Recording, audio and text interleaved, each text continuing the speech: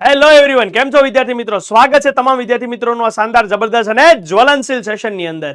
Yes, તો આપણે finally મળી રહ્યા છીએ એક નવા વનશોટની અંદર કે જેનું નામ છે આયનિક સંતુલન. ચેપ્ટર રહેશે આપણું. લાસ્ટ સેશનની અંદર આપણે રાસાયણિક સંતુલન જોઈ લીધું અને આજે આપણે આયનિક સંતુલન જોવાના છીએ. આજના આ લેક્ચરને કોઈ એવા એડવાન્સ પર્પઝથી તમારે નથી જોવાનો. જે પણ તમે ઓલરેડી બેચની અંદર શીખી જ રહ્યા છો, એના ડીપ લેવલમાં તમે શીખી રહ્યા છો, તો બસ એની એક બેઝિક રિક્વાયરમેન્ટ રહેતી હોય છે ઘણા બધા વિદ્યાર્થીઓ માટે. આ બેઝિક રિક્વાયરમેન્ટ સ્કૂલની એક્ઝામ પાસ કરવા માટે હોય અથવા કંઈક એવું સેશન કે જેને આમ ગણો ને તમે કે એક પ્રથમ સ્ટેપ અને પહેલું બીજું પગલું તમને ક્લિયર કરી આપે. તો બસ આ એ જ સેશનને આપણે ડિસ્કસ કરવાના છીએ. તમને હું જ દેખાતો હશું કે કોઈ બીજા ટીચર્સ પણ દેખાતા હશે કે જે જેઈ નીટના લેવલે તમને આખા અલગ અલગ સેશનોની અંદર લીધેલા હશે સેશન. પણ આ અભિયાન 2.0 જે નામ જે છે એમાં અભિયાન એક આખી સિરીઝ તમને આખી ટોપિક વાઇઝ જેઈ અને નીટની સિરીઝ આપી દેવામાં આવેલી હે ને. તો હવે આજે એવી રિક્વાયરમેન્ટ જ્યારે વિદ્યાર્થીઓના મનમાં આવી કે સર આમાં ટોટલી બેઝિક જ આવવું જોઈએ ને, ભલે થોડુંક ચેપ્ટર જે છે 1-1.5 કલાકમાં પૂરું થઈ જાય, સેશન આખું વન શોટ ટાઈપનું, પણ આમ બેઝિક એમ લાગે ને કે પહેલા આ કરી લઈએ પછી આપણે આખા એડવાન્સ લેવલના કન્સેપ્ટ અને એડવાન્સ લેવલના ક્વેશ્ચન કરવા જઈએ. ડન. તો બસ આ જ બધી વસ્તુ અમારી ટીમે વિચારી અને એમાં અમે આગળ વધી રહ્યા છીએ. અને અત્યાર સુધીના આપણા બાકીના ચેપ્ટર કે જેમાં મોલ સંકલ્પના હોય, એટોમિક સ્ટ્રક્ચર હોય, પીરિયોડિક ટેબલ હોય, કેમિકલ બોન્ડિંગ હોય, થર્મોડાયનેમિક્સ હોય, કેમિકલ ઇક્વિલિબ્રિયમ હોય, પતાવી દીધું છે. અને હવે આપણે પહોંચી ચૂક્યા છીએ આયોનિક ઇક્વિલિબ્રિયમ. ડન. તો આ આયોનિક ઇક્વિલિબ્રિયમની અંદર સાવ બેઝિકથી લઈશું આપણે, હે ને. સાવ બેઝિકથી ટેન્શન ના લ્યો. સાવ બેઝિકથી તમે એનસીઈઆરટીની બુક સાથે રાખી શકો છો. એના અમુક શબ્દો તમને ઘણી વખત નથી સમજાતા હોતા વિદ્યાર્થીઓને, તો બસ એને અમે એક્સ્ટ્રા એક્ઝામ્પલથી અહીંયા તમને સંપૂર્ણ રીતે સમજાવવાનો પ્રયત્ન કરીશું. તો આયોનિક ઇક્વિલિબ્રિયમ, આયનિક સંતુલન સ્ટાર્ટ કરીએ. ટોપિક ટુ બી કવર કયા કયા પોઈન્ટ છે કે જેને આપણે કવર કરવાના છે. ટોપિક તો એ જ રહેશે ને, ટોપિક બધા જે એનસીઈઆરટીમાં આપ્યા છે એ જ રહેશે.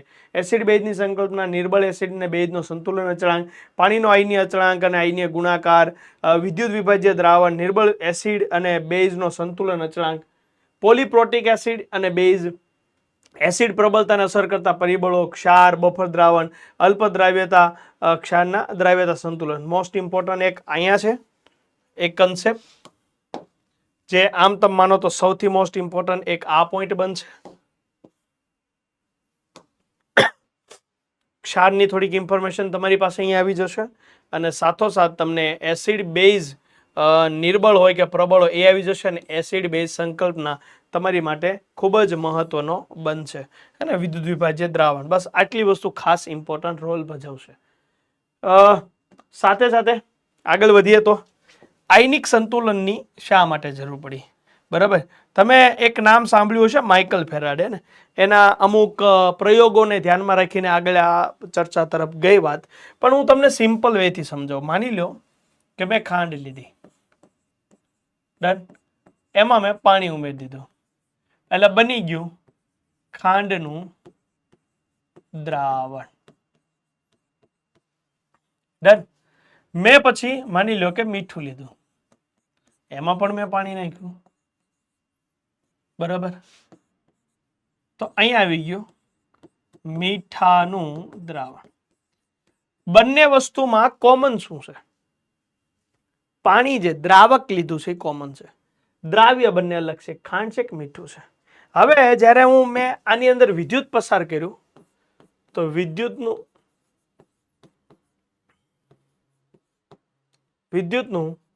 વહન થતું નથી.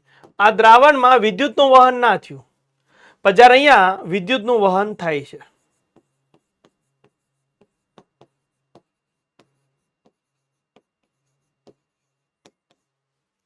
એકમાં વિદ્યુતનું વહન થયું અને એકમાં વિદ્યુતનું વહન ના થયું.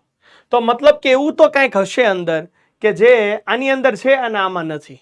તમને ખબર જ છે કે વિદ્યુતના વહન માટે જરૂરી શું છે? ડન.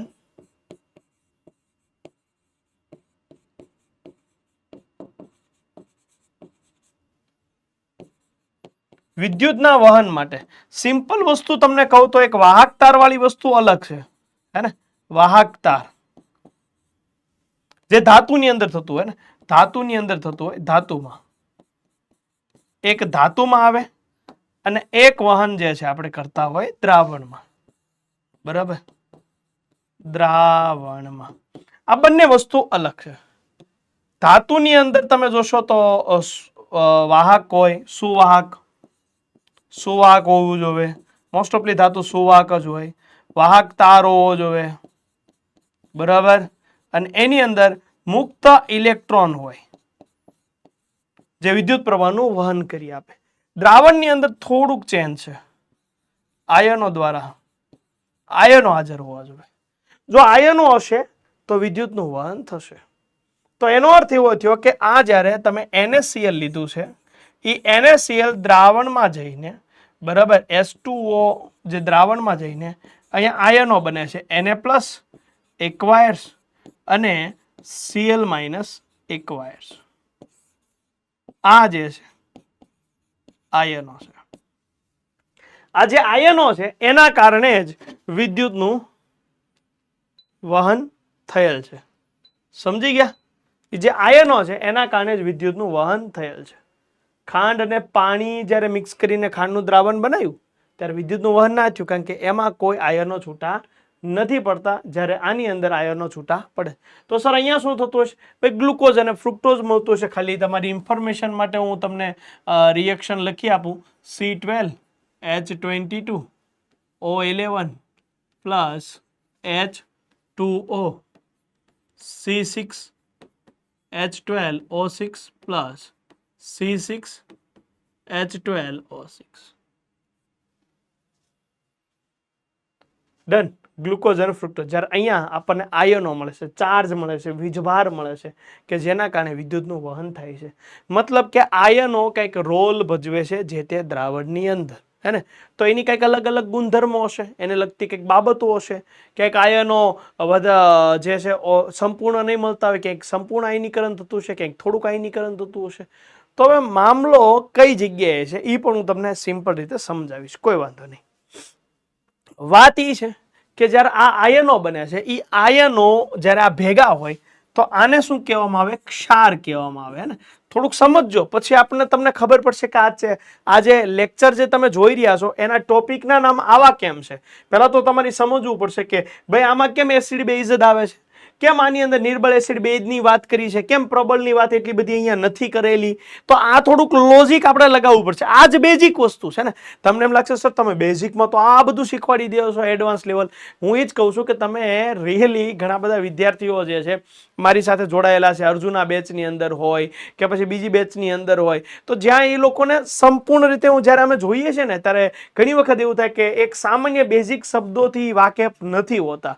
તો અમે ત્યાં તો કરાવતા જ હોય છે, પણ અમે ઈચ્છીએ કે બાકીના વિદ્યાર્થીઓ પણ એનું એક બેઝિક કવર કરી લે. માટે હું તમને કહું છું કે તો તમને પ્રશ્ન થાય કે અહીંયા એસિડ બેઝ શબ્દ જ કેમ આવ્યો? સર આ આયનિક સંતુલનની અંદર કંઈક બીજા ટોપિક કેમ નથી, હે ને? તો અહીંયા નિર્બળ એસિડની જ કેમ વાત છે, પ્રબળની કેમ નથી, હે ને? તો પાણીના અચળાંક કેમ લીધા છે, આ બધું વિદ્યુત વિભાજ્ય દ્રાવણની ચર્ચા કેમ અહીંયા થઈ? અને સૌથી મહત્વની વાત તો હું તમને એ કહી દઉં કે ઘણા બધા લોકોને એમ થાય, થતું જ હોય છે કે રાસાયણિક સંતુલન આવડી જાય પણ આયનિક ના આવડે. શું કામ? કે આ બધી વસ્તુ મગજમાં ફિટ જ નથી થતી. પણ આપણે ફિટ કરે પાર કરશું, બરોબર? તમે ટેન્શન ના લ્યો, ને મોજ કરો, ને મોજ કરો, થઈ જશે. હવે આપણને એટલી ખબર પડી ગઈ કે ભાઈ ખાંડનું દ્રાવણ વિદ્યુતનું વહન ન કરી શકે જ્યારે મીઠાનું દ્રાવણ કરી શકે. તો આપણે થોડુંક જોયું ભાઈ. તો મીઠું જે મેં લીધું હતું એને પાણીમાં નાખ્યું એટલે આવું થયું, એટલે આયનો આપ્યું. તો પ્રશ્ન થયું કે આયનો કોણ આપશે? આયનો આને આપ્યા તો ઓકે, મારે આયનો જો મળી જાય તો વિદ્યુતનું વહન કરી શકો ને. તો આયનો કોણ આપે? તો આયનો કોણ આપે? ક્ષાર આપે, બરાબર? કે જેમાં ધન આયન ને ઋણ આયન હોય એને કહેવાય ક્ષાર. તો પ્રશ્ન થાય કે ક્ષાર કઈ રીતે બને? અરે વાહ, ક્યાં બાત હે, બરાબર? તો પ્રશ્ન થયો આપણે ક્ષાર કઈ રીતે બને? તો ક્ષાર બને એસિડ અને બેઝથી બને. એસિડ અને બેઝને ભેગા કરવાથી બને ક્ષાર. હવે મામલો કમ્પ્લીટલી તમને સમજાઈ ગયો હશે, બરાબર? કે એસિડ અને બેઝને ભેગા કરવાથી બનશે ક્ષાર.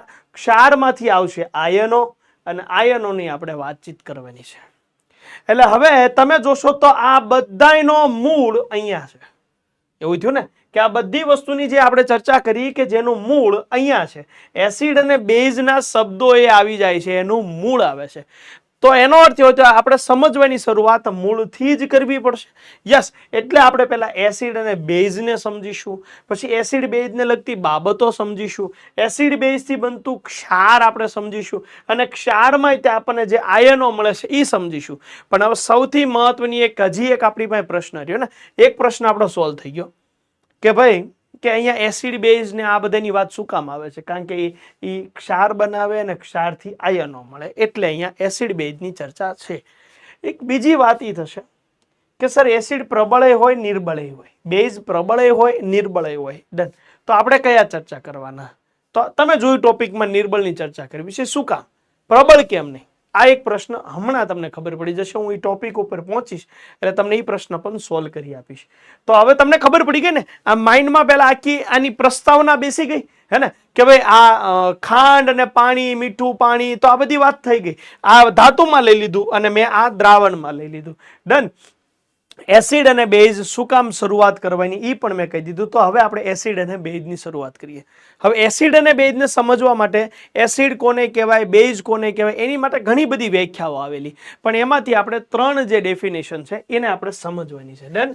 તો પહેલા લઈ લે આયનિયસનું એસિડ બેઝ સંકલ્પના. આયનિયસ નામના વૈજ્ઞાનિકે એવું કીધું, ધ્યાન આપજો, બરાબર, જે સંયોજન, બરાબર, જે સંયોજન પાણી સાથે પ્રક્રિયા કરીને, પાણી સાથે પ્રક્રિયા કરીને, હવે તમે એનસીઆરટી વાંચશો તો તમને એમ કહેશે વિયોજન પામે ને, વિયોજન એટલે છૂટું પડવું, આયનીકરણ થયું ને. પાણી સાથે પ્રક્રિયા કરીને H+ આયન આપે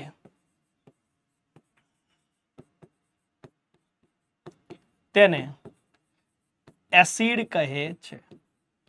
બોલો લ્યો, જોરદાર ડેફિનેશન આપી દીધી ને તમને કે ભાઈ જે પણ સંયોજનો પાણી સાથે પ્રક્રિયા કરીને H+ આયન આપે એને એસિડ કહેવાય.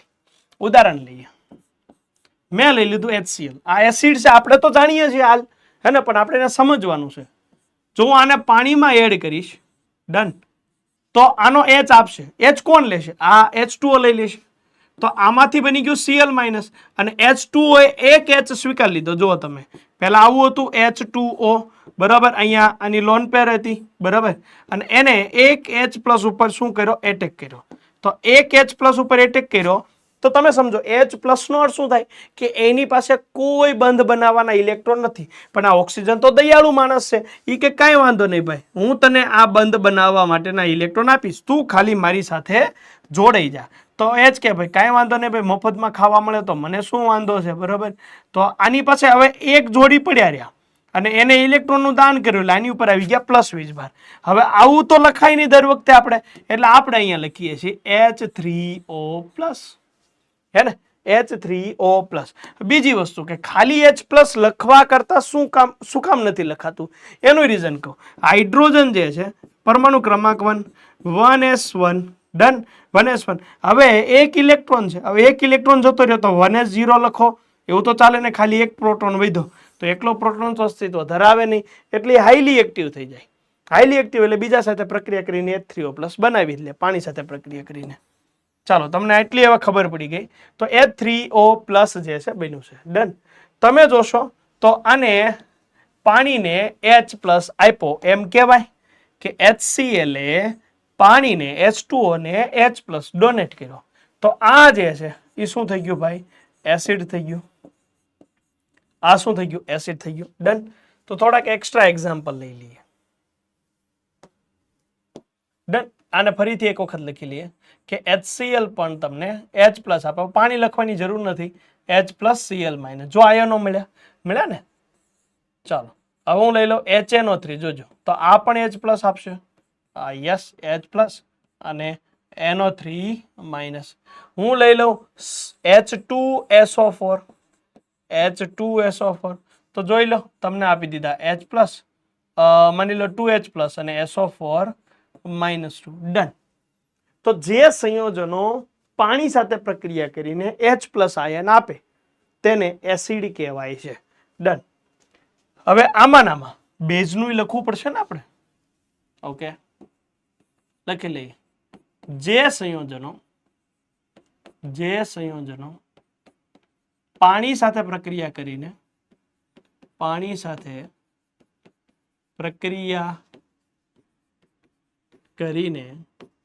ધ્યાન આપજો OH માઇનસ આયન આપે, હાઇડ્રોક્સાઇડ આયન, તેને બેઝ કહે છે. સમજી ગયા? OH minus ion. તો એક્ઝામ્પલ લઈએ.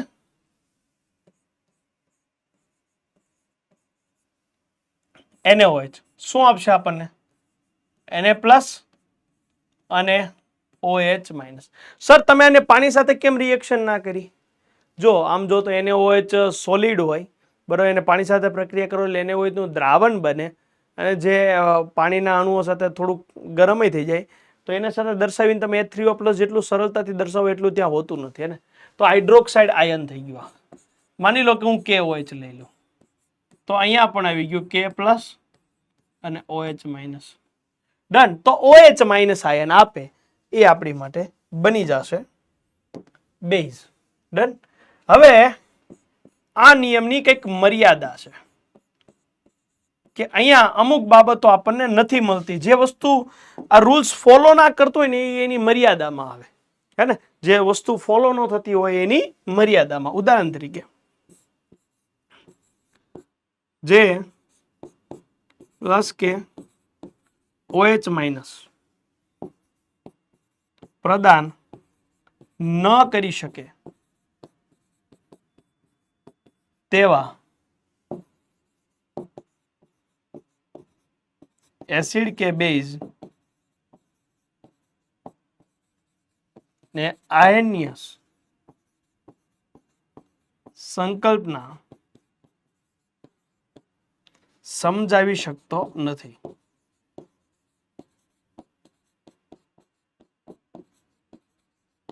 ઉદાહરણ તરીકે જોજો, આ થઈ ગયું NH3. જોવામાં આની પાસે હાઇડ્રોજન લાગે, આ એમોનિયા છે. હવે આ શું કરશે ખબર? આ જે છે આ H પ્લસ ને સ્વીકારે છે. ડન. અને આ NH4 પ્લસ બને છે અને આ જે છે બેઝ છે એ આપણે જાણીએ છીએ.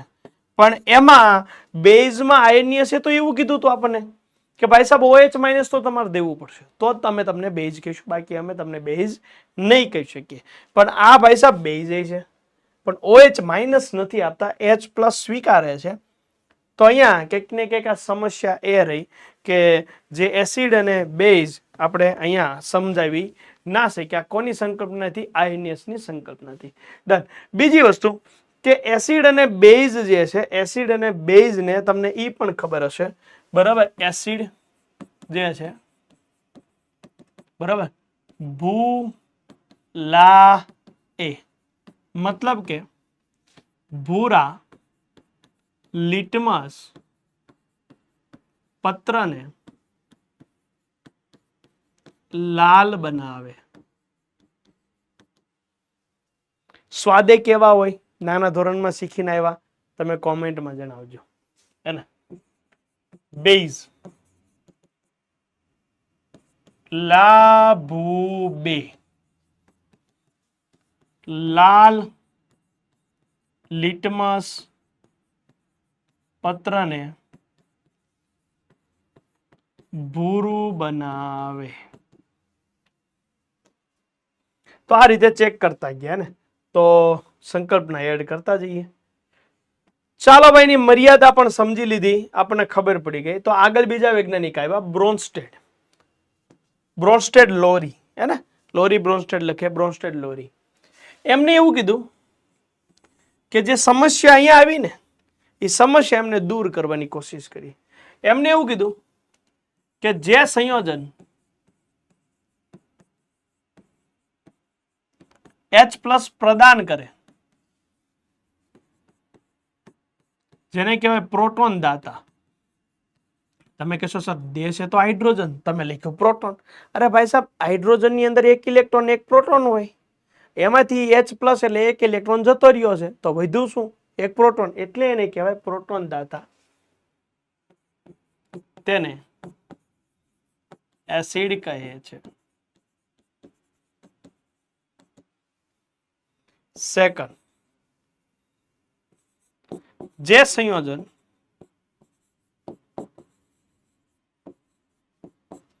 H+ સ્વીકારે પ્રોટોન ગ્રાહી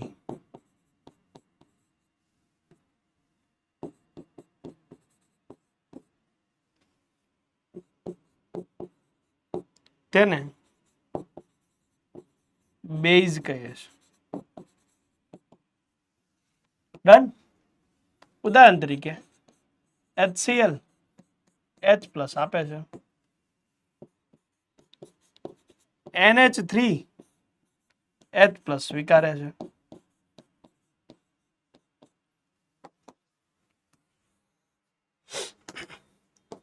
ડન. ક્લિયર. હવે જોજો, માની લો કે હું લઈ લો HCl ની પ્રક્રિયા હું H2O સાથે કરી દઉં તો શું બનશે? Cl- અને H3O. આ જે બનાવે HCl માંથી Cl- બની ગયું અને આમાંથી આ બની ગયું. ડન. હાલ HCl એસિડ તરીકે વર્ત્યું તો પાણી કેમાં આવે? પાણી જે છે ને તટસ્થ નથી, ઉભય ગુણધર્મી છે. જનરલી આપણે પાણીને તટસ્થ કહેતા હોય. તટસ્થનો અર્થ એવો થાય કે ક્યારે એસિડ ને બેઝ નહીં બને, પણ ઉભય ગુણધર્મી છે. એસિડ ને બેઝ બંને સ્વરૂપે હોય, પણ જનરલી આપણે એને તટસ્થ કહેતા હોય. આ અહીંયા બેઝ તરીકે છે. એસિડ માંથી જે બન્યું એ હવે બેઝ તરીકે વર્તશે અને બેઝ માંથી જે બન્યું તે હવે એસિડ તરીકે વર્તશે.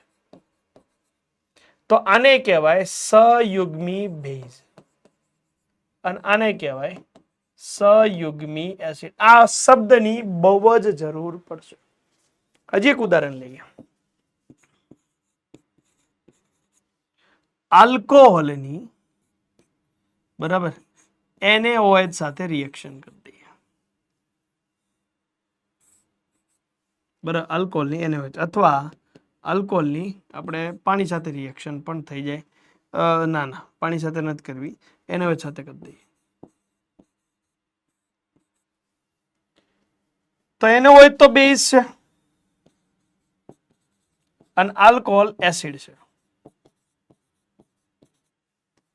તો આ બનાવશે RO- Na+ અને આ OH અને H જોડાઈ જશે, H2. આ થઈ ગયું તમારું સહયુગ્મી. એસિડ બનાવે સહયુગ્મી બેઝ.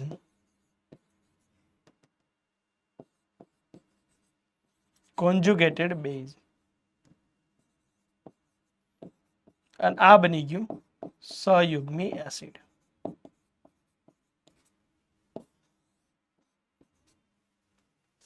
બરાબર, સહયુગ્મી બેઝ અને સહયુગ્મી એસિડ. જો એસિડ પ્રબળ હોય, જો આ પ્રબળ હોય, ધ્યાન આપજો, આ પ્રબળ હોય તો આ નિર્બળ મળે. જો આ નિર્બળ હોય તો આ પ્રબળ મળે. એક્ઝેક્ટ ઊંધું. જો આ પ્રબળ હોય તો આ નિર્બળ મળે, જો આ નિર્બળ હોય તો આ પ્રબળ મળે. અને આ થઈ ગયા આપણા બ્રોન્સ્ટેડ એસિડ અને બ્રોન્સ્ટેડ બેઝ, બ્રોન્સ્ટેડ એસિડ અને બ્રોન્સ્ટેડ બેઝ. ડન.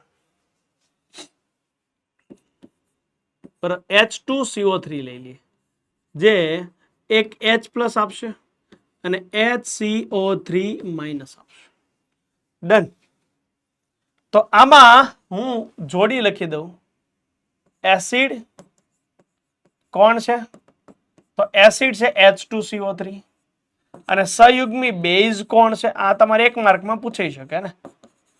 સહયુગ્મી બેઝ કોણ છે? HCO3-. તો તમને એક MCQ બનાવીને આપો તો ખાલી જગ્યા પણ તમે એને કહી શકો.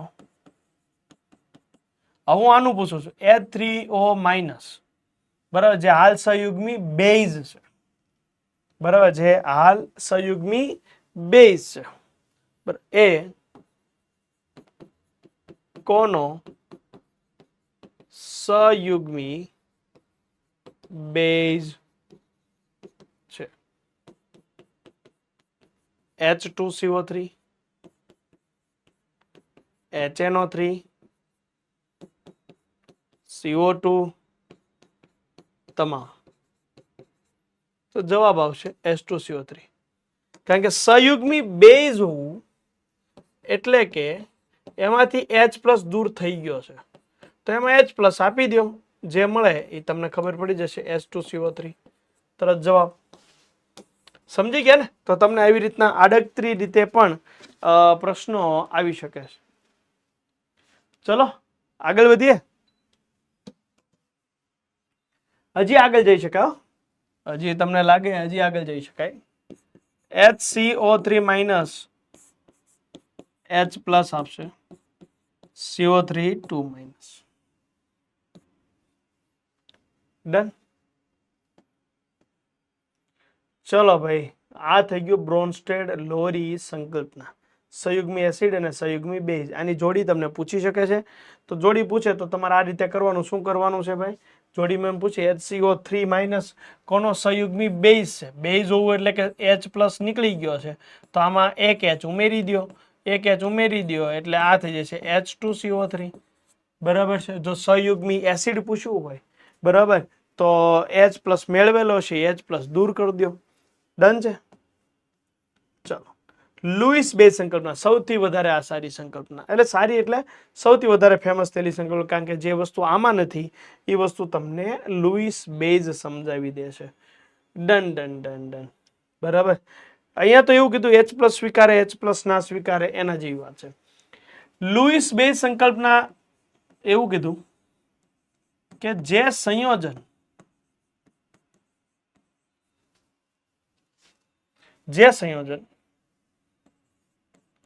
ઇલેક્ટ્રોનની ઉણપ ધરાવતા હોય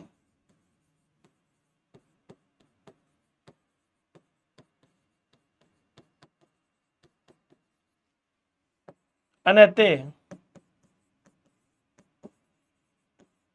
અન્ય પરમાણુ કે અણુ કે સંયોજન કોઈ પણ હોય,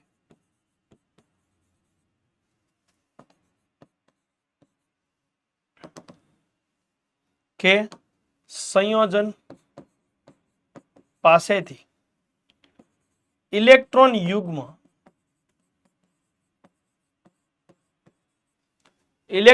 એટલે કોને કહેવાય? કેમિકલ બોન્ડિંગમાં જ શીખવાડ્યું. આ જોડીને ઇલેક્ટ્રોન યુગ્મ કહેવાય. એક હોય તો ઇલેક્ટ્રોન કહેવાય ને.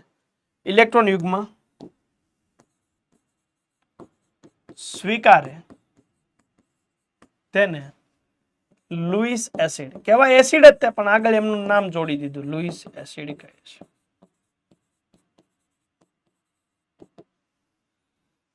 બરાબર. ઉદાહરણ તરીકે BCl3, તો બોરોનનું લુઈસ સ્ટ્રક્ચર તમે લખશો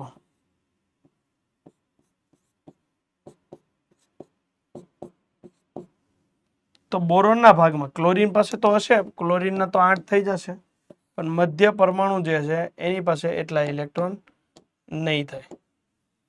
પછી ZnCl2 આવી રીતના બધા સ્ટ્રક્ચર. તો અહીંયા હું લખી દઉં તમને, અષ્ટક પૂર્ણ થયેલ નથી.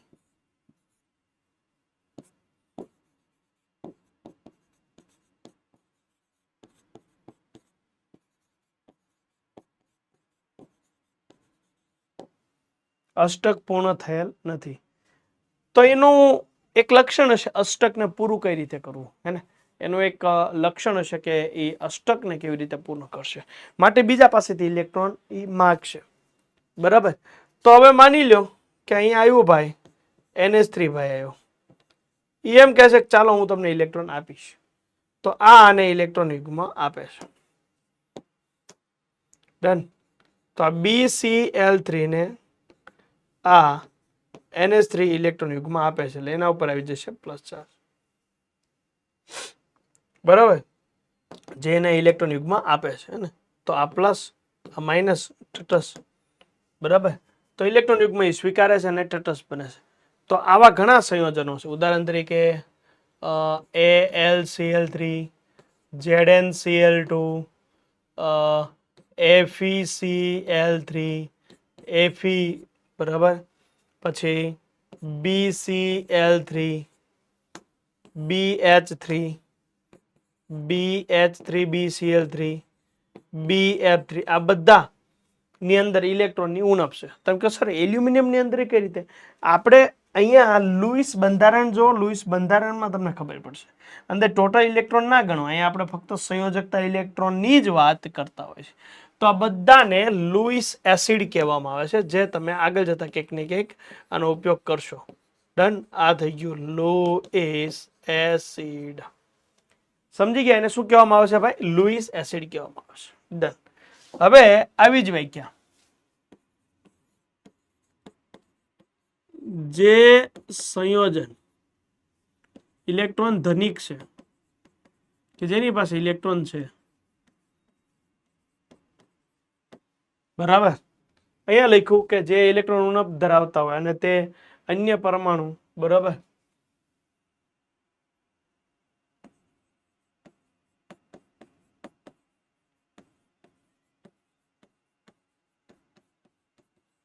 પરમાણુ, અણુ કે સંયોજનને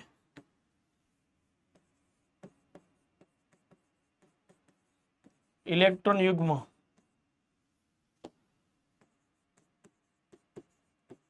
પ્રદાન કરનારને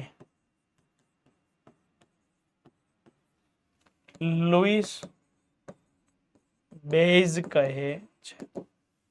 સમજી ગયા? ઇલેક્ટ્રોન પ્રદાન કરનારને. ઉદાહરણ તરીકે અહીંયા NH3 છે,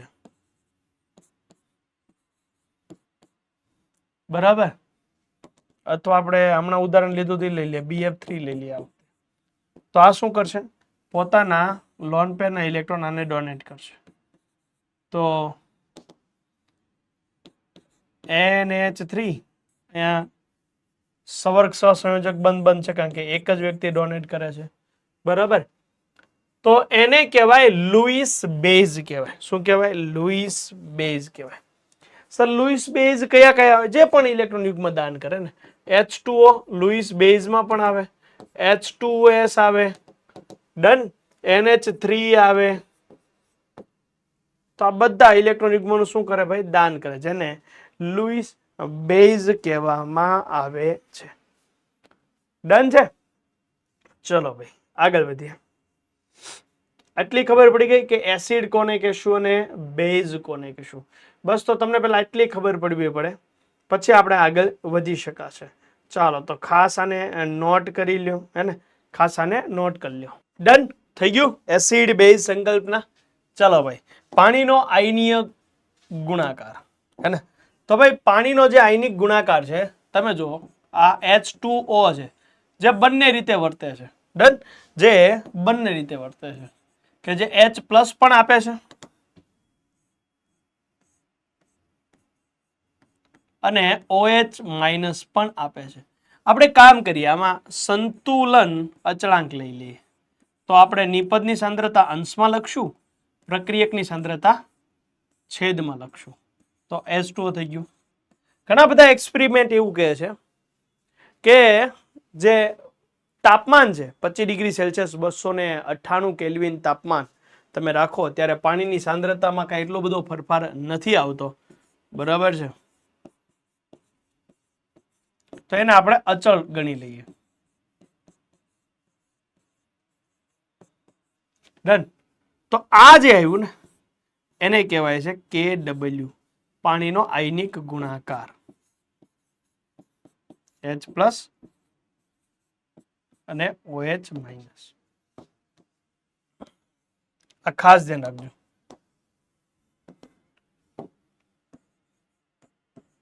પચીસ ડિગ્રી સેલ્સિયસ એટલે કે 298 કેલ્વિન તાપમાને, બરાબર. પાણીની જે ઘનતા જે છે, શુદ્ધ પાણીની ઘનતા, શુદ્ધ પાણીની ઘનતા 1000 ગ્રામ પર લિટર લેવામાં આવે, બરાબર. અને એના અનુસંધાનમાં એની સાંદ્રતા જે છે H+ ની સાંદ્રતા 10⁻⁷ મોલારિટી લેવામાં આવશે. OH- ની સાંદ્રતા જે છે એ પણ 10⁻⁷ મોલારિટી લે. બરાબર. અહીંથી હવે 3 પેરામીટર મળશે આપણને કે જો H+ ની સાંદ્રતા અને OH- ની બંનેની સાંદ્રતા જો સરખી આવી જાય તો શું થાય?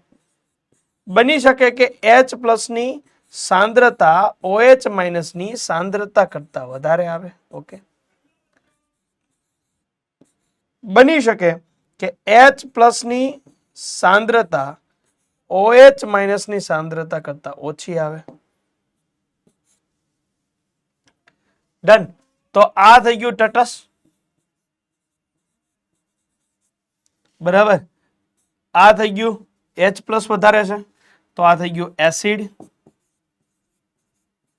ડન. OH- ની સાંદ્રતા વધારે છે તો આ થઈ ગયું બેઝ. સમજી ગયા? તો તમે દ્રાવણની અંદર રહેલા આયનોની સાંદ્રતાને આધારે તમે નક્કી કરી શકશો કે તમારી પાસે જે દ્રાવણ છે એ કયું છે, એસિડ છે, બેઝ છે કે તટસ્થ છે. ડન. તો આ વસ્તુ છે. હવે H અને OH ને માપવા માટે એક માપક્રમ છે કે જેને કહેવામાં આવે છે pH માપક્રમ. જેને શું કહેવામાં આવે છે ભાઈ? pH માપક્રમ. એને જે મેજરમેન્ટ કરશે.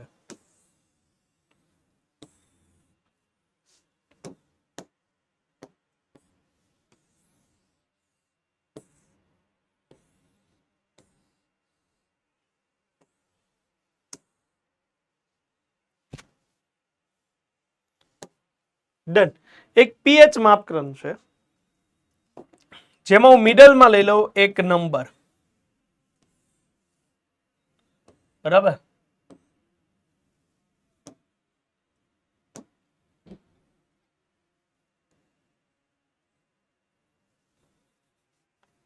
જે વેલ્યુ ને આપણે કહી દઈએ તટસ્થ.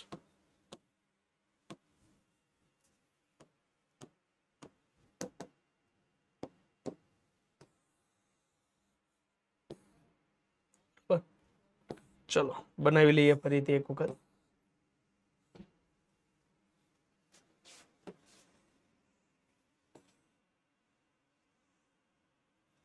જે વેલ્યુ ને આપણે કહી દઈશું વચ્ચે વાળી વેલ્યુ જે છે એને કહી દઈશું તટસ્થ.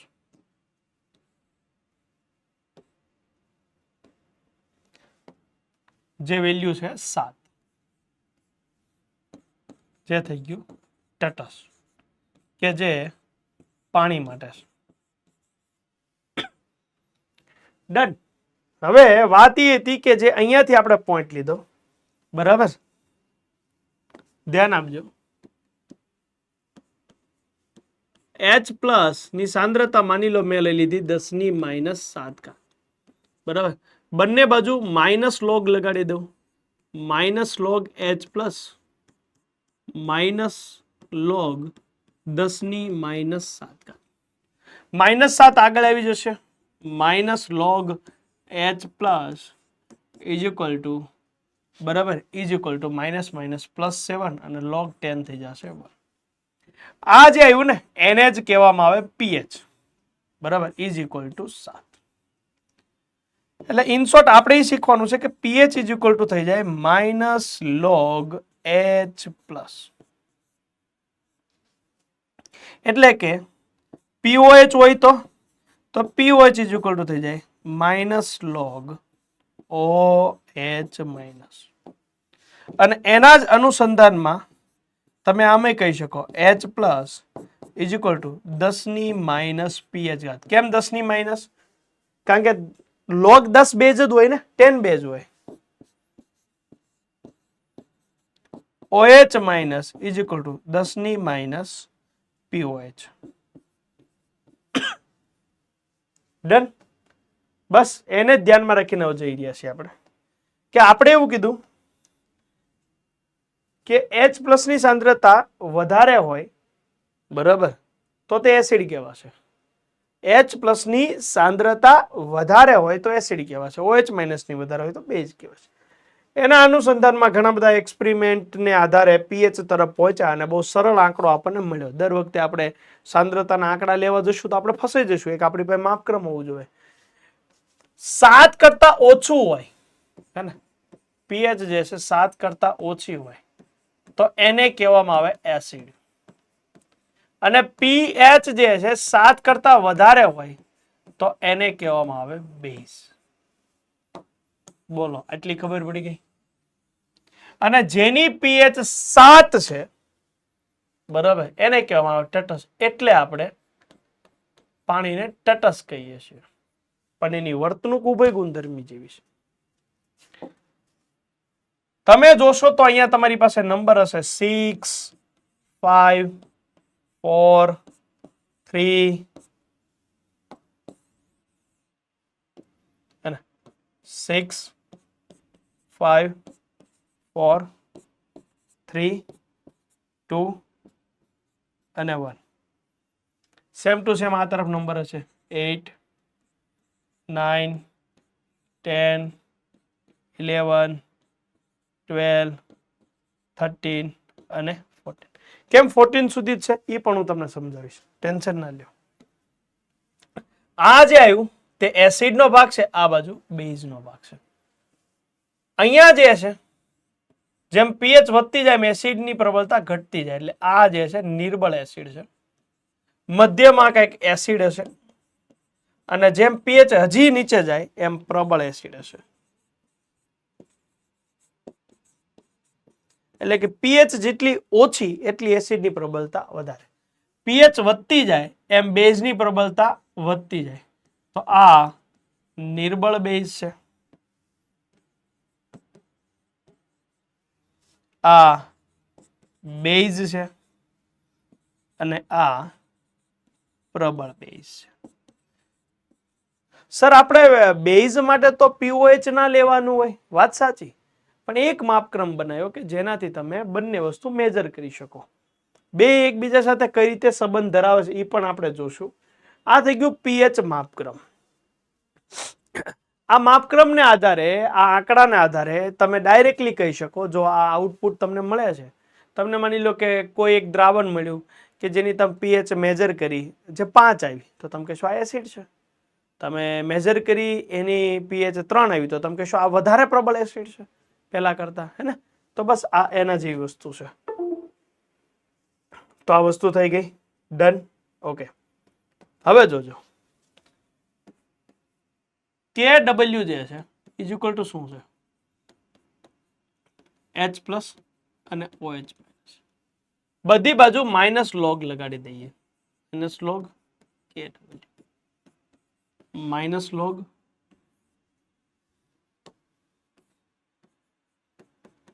H plus OH minus. તમને એક બેઝિક કન્સેપ્ટ તો ખબર જ હશે આઈ થિંક, લોગનો. લોગ એક્સ વાય હોય તો log X plus log Y થાય. ડન.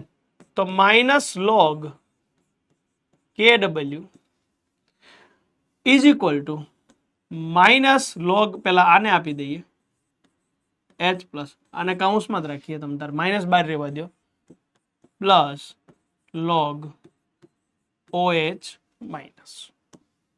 OH minus. ડન. હવે માઇનસ ને અંદર આપી દઈએ.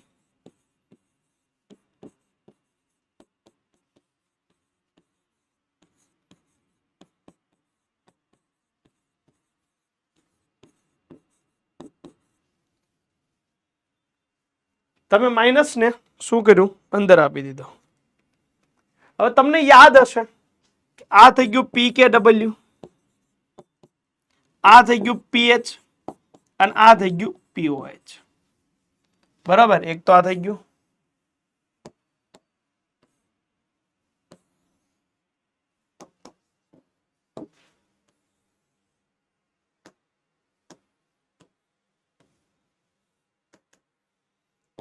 ક્લિયર? હમણાં તમે કીધું હતું કે H પ્લસ ની સાંદ્રતા 10⁻⁷ અને એના આધારે તમે પીએચ ઇઝ ઇક્વલ ટુ કીધું, બરાબર? પીએચ જે છે તમે 7 લઈ આવ્યા. OH માઇનસ ની સાંદ્રતા 10⁻⁷, જેની POH તમે 7 લઈ આવ્યા. તો અહીંયા તમે મૂકી દેશો.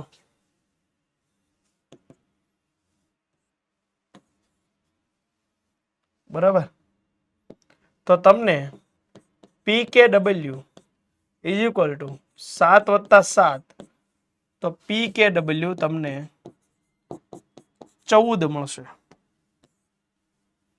PKW કેટલા મળશે તમને? 14 મળશે. સમજી ગયા? PKW તમને 14 મળશે. ડન. કોઈ પણ દ્રાવણની સાંદ્રતા તમારે મેજર કરવી હોય તો લોગ જોશે. સર આના દાખલાઓ કઈ રીતે ગણશું? જો આપણે આપણા તમામ સેશનને 2 ભાગમાં વિભાજિત કરતા હોય છે. 2 ભાગ કઈ રીતના વિભાજિત થતા હોય છે? એકની અંદર હું તમને આખો થિયરીનો બેઝિક કરાવું છું અને દાખલાઓ. તમે જોશો તો મોલ સંકલ્પનાના સ્વાધ્યાયના પ્રશ્નો મેં સાથે કરાવી દીધા, પરમાણુના બંધારણમાં સાથે કરાવી દીધા. ઉપરાંત જે દાખલાવાળા પ્રશ્નો છે એમાં થર્મોડાયનેમિક્સના મારે અલગથી દેવાના હતા, પણ કોઈની હજી કોમેન્ટ નથી આવી, તો એક વખત કોમેન્ટ કરજો, હે ને? જેને રિક્વાયરમેન્ટ છે આપણે એમાં જોઈ લેશું. રાસાયણિક સંતુલનના દાખલા સાથે કરાવી દીધા. આયનિક સંતુલનમાં જોઈ લેશું, બાકી એનો અલગથી વિડીયો તમને પ્રોવાઈડ થઈ જશે. બરાબર? કે જે ઇમ્પોર્ટન્ટ એક્ઝામ્પલ છે એ આપણે સોલ્વ કરશું. ડન. તો જો 25 ડિગ્રી સેલ્સિયસ તાપમાન અને 90 ડિગ્રીમાં શું ફરક પડે? KW 10⁻14 રહે. બરાબર? આ PKW છે. બરાબર? આ શું છે ભાઈ? PKW છે. તો માઇનસ લોગ KW તમે જોવા જશો તો PKW બરાબર માઇનસ લોગ KW. ડન. આ 14 is equal to minus log KW. તો KW ઇઝ ઇક્વલ ટુ 10⁻14 ઘાત. 10⁻12 હોય 90 ડિગ્રી. PKW 14 થાય તો એ 12 થાય. PH અને POH જો બંને સરખા હોય, હે ને, તો આ શું કહેવા માંગે? જોજો. જો PH બરાબર POH હોય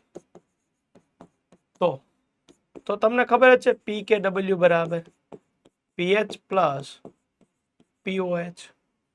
તો બંને સરખા છે. બરાબર? તો 2PH થઈ ગયું.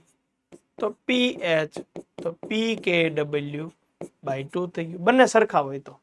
બરાબર? 2, 7 અને 6. H plus OH minus √KW. આવું કેમ થયું? જો KW બરાબર શું છે ભાઈ? H પ્લસ અને OH માઇનસ. માની લો આ બંને સરખા છે તો આ થઈ ગયું H પ્લસ નો સ્ક્વેર, માટે H plus is equal two √KW. હું OH માઇનસ ની જગ્યાએ મેં H પ્લસ મૂક્યું, H પ્લસ ની જગ્યાએ હું OH માઇનસ મૂકું તો આ જ આવશે 10⁻7 ઘાત 10⁻6 ઘાત. ચાલો ભાઈ, તો આ આપણે પાણીનો આયનિક ગુણાકાર મેળવી લીધો. અને પાણીનો આયનિક ગુણાકાર મેં તમને અહીંયા બતાવી દીધો.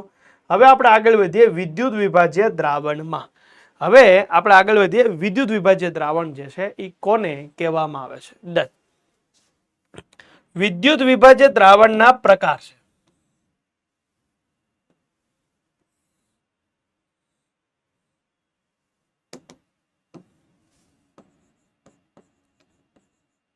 પ્રબળ વિદ્યુત વિભાજ્ય દ્રાવણ, પ્રબળ વિદ્યુત વિભાજ્ય દ્રાવણ, અને એક પ્રકાર છે નિર્બળ વિદ્યુત વિભાજ્ય દ્રાવણ.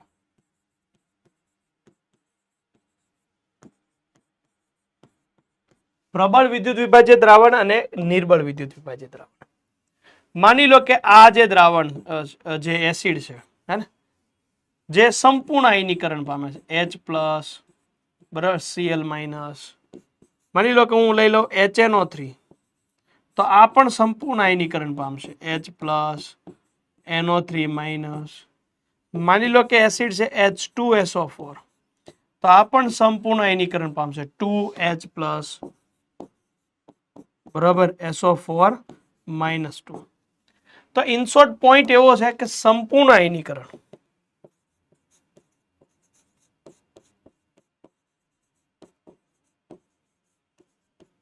સંપૂર્ણ આયનીકરણ કોને કહેવાય એ પણ હું સમજાવું, ટેન્શન ના લ્યો.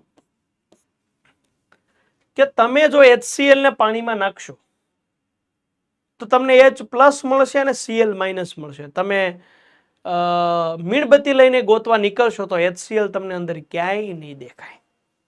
તમે HNO3 ને પાણીમાં નાખશો તો તમને H પ્લસ NO3 માઇનસ મળશે, એવું આ કહેવા માંગે. તમને HNO3 પડ્યું જ નહીં હોય, બધું આયનીકરણ પામી જ ગયું છે.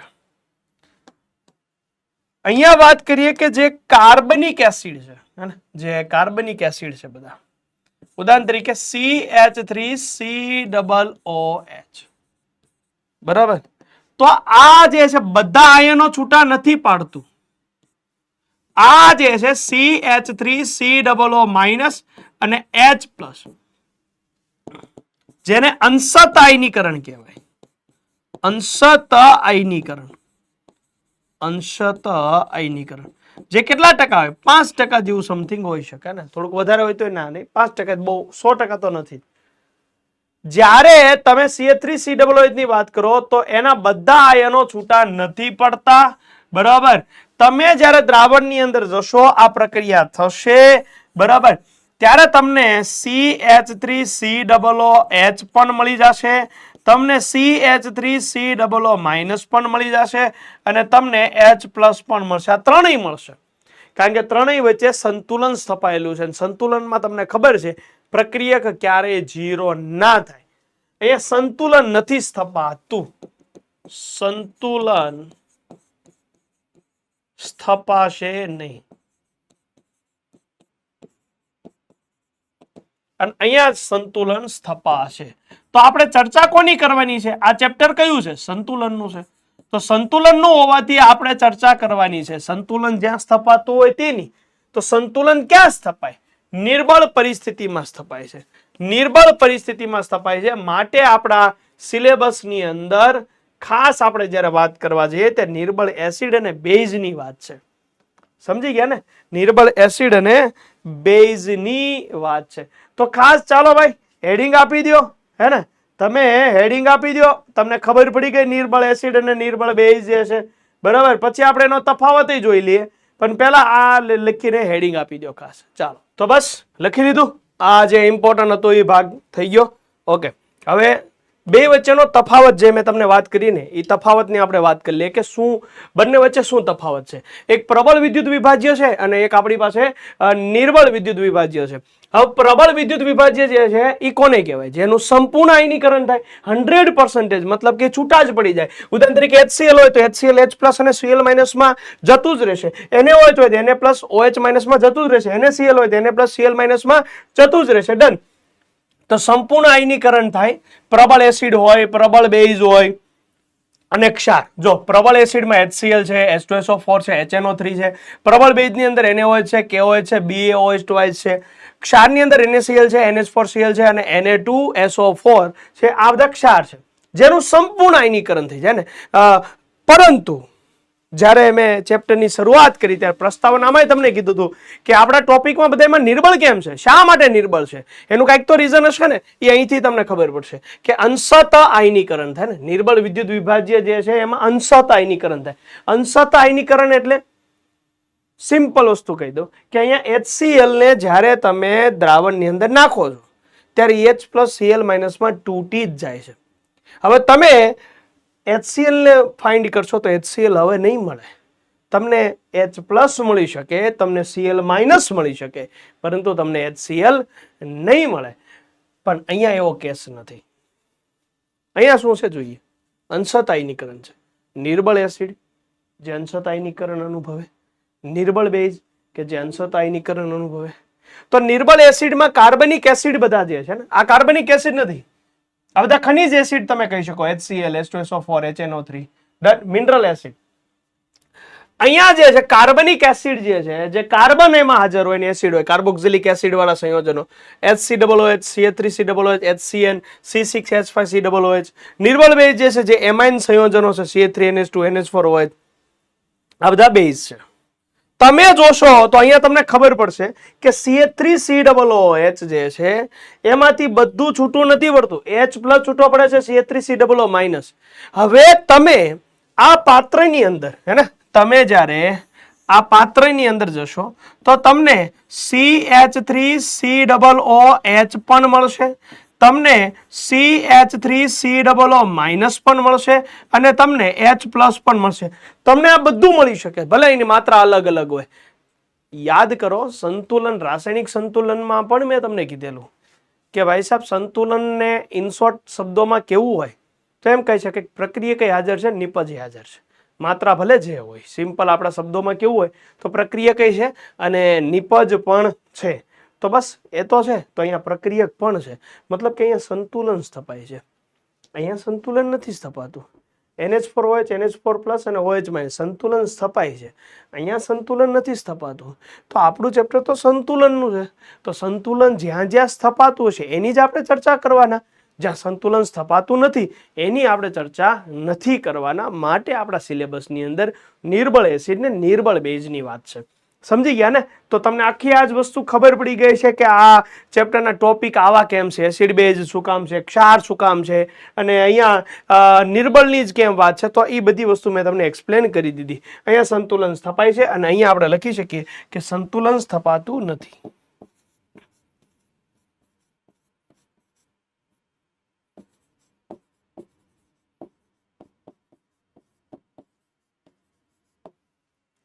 સંતુલન સ્થપાશે, સંતુલન સ્થપાતું નથી. ડન. આ એનો તફાવત છે.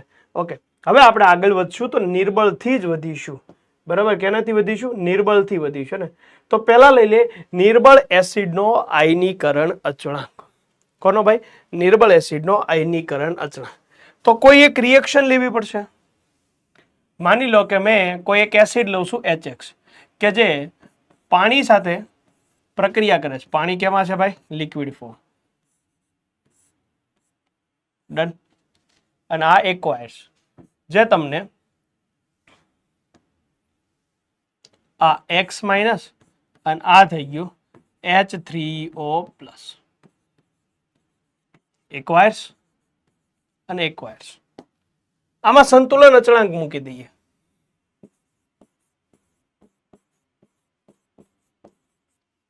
અથવા 2 સેકન્ડ. T બરાબર 0 સમયે. બરાબર, આની કઈક સાંદ્રતા હશે. પાણીને તો આપણે કન્સિડર નથી કરતા. કેમ? કારણ કે લિક્વિડ ફોર્મ છે. સોલિડ ફોર્મ હોય તો એને પણ આપણે કન્સિડર નથી કરતા હોતા. તો આની કઈક સાંદ્રતા હશે. એ ન હોય તો માની લો આપણે પહેલા જે લખ્યું હતું રાસાયણિક સંતુલન, જેને જોયું હોય એને જ આયનિક સંતુલન સમજાશે. તો આ 1 હે ને, ત્યારે આ હજી કઈ બન્યું નથી. પણ T બરાબર સંતુલન સમયે હું કહી દઉં, સંતુલને એવો સમય કે જ્યારે સંતુલન સ્થપાય છે. બરાબર, ત્યારે બની શકે કે આનો આલ્ફા જેટલો ભાગ બન્યો હોય તો આમાંથી આલ્ફા જેટલો ભાગ શું થાય? ઘટી જાય. હવે આ જે છે ને એ એનું પ્રમાણ, આપણે એનો અંશ દર્શાવ્યો કે આટલું બન્યું હશે, આટલું ગયું હશે. પણ આપણે સાંદ્રતાને ડિનોટ કરી દઈએ ને, કે સાંદ્રતા માની લો કે મેં શરૂઆતમાં આની સાંદ્રતા મેં શરૂઆતમાં માની લો C લીધી છે. ડન. તો આ C થઈ ગયું, C into C alpha, C alpha. કેમ સર C આલ્ફા? સમજાવું છું તમને, બહુ સિમ્પલ. કે માની લો હું એમ કહું કે 100 ના 10%, એટલે તમે શું કરો કે 100 ના 10% લઈ લ્યો. આવું કરો ને તમે, ભાગ્યા 100. તમને હું એમ કહું કે 100 ના 25%, બરાબર, તો તમે શું કરો? 100 ના તમે 25% લઈ લ્યો. 100 ના, હે ને. તો એવી જ રીતે આટલી સાંદ્રતા જે શરૂઆતમાં હતી C જેટલી, ત્યારે અહીંયા કઈ નહોતું, પણ એમાં આલ્ફા જેટલો ભાગ બન્યો. તો એ કેમાંથી બન્યો? આમાંથી તો બન્યો હશે. તો C ના આલ્ફા જેટલો ભાગ, C નો આલ્ફા જેટલો ભાગ.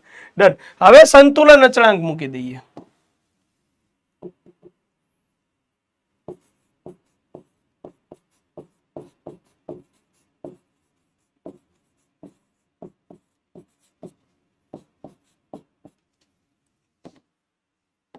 બરાબર,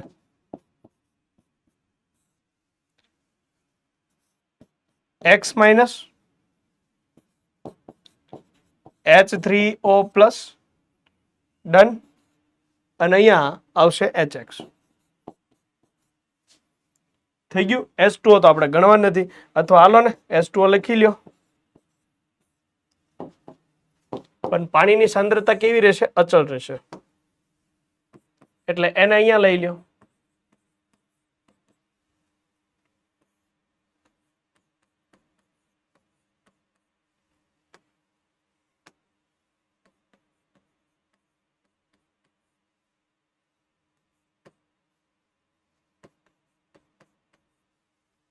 થઈ ગયું.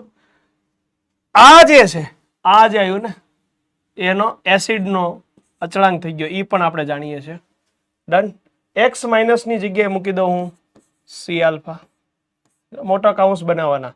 H3O પ્લસની જગ્યાએ પણ હું મૂકી દઉં સી આલ્ફા અને HX ની જગ્યાએ સી ઇન્ટુ 1 માઇનસ આલ્ફા. એક સી જે છે ઉડી જશે તો K A is equal two થઈ ગયું C alpha square upon 1 minus alpha. Done. C alpha square upon 1 minus alpha. Done. આવું નવું લઈ લઈએ આપણે નિર્બળ બેઝ.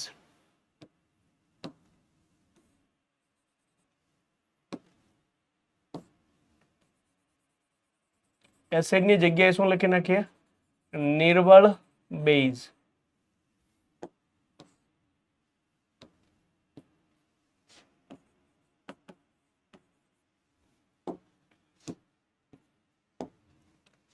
બરાબર. નિર્બળ બેઝ માની લો કે MOH લઈ લઈએ. બરાબર. એનું આયનીકરણ કરી દઈએ તો M પ્લસ અને OH માઇનસ આપણને મળશે. બરાબર. ટી બરાબર 0 સમયે આ 1 તો 0 0. ટી બરાબર સંતુલને. બરાબર. આલ્ફા જેટલો ભાગ બન્યો, આલ્ફા જેટલો ભાગ બન્યો, આલ્ફા જેટલો ભાગ ઘટ્યો. અને હવે સાંદ્રતા લઈએ છીએ તો આપણે આને કહી દઈએ કે સી જેટલી સાંદ્રતા હતી પહેલા. બરાબર. તો સી વડે એને ગુણાવી દઈએ. ચલો. બરાબર. ડાયરેક્ટ મૂકી દઉં. બેઝનો અચળાંક, બેઝનો આયનીકરણ અચળાંક.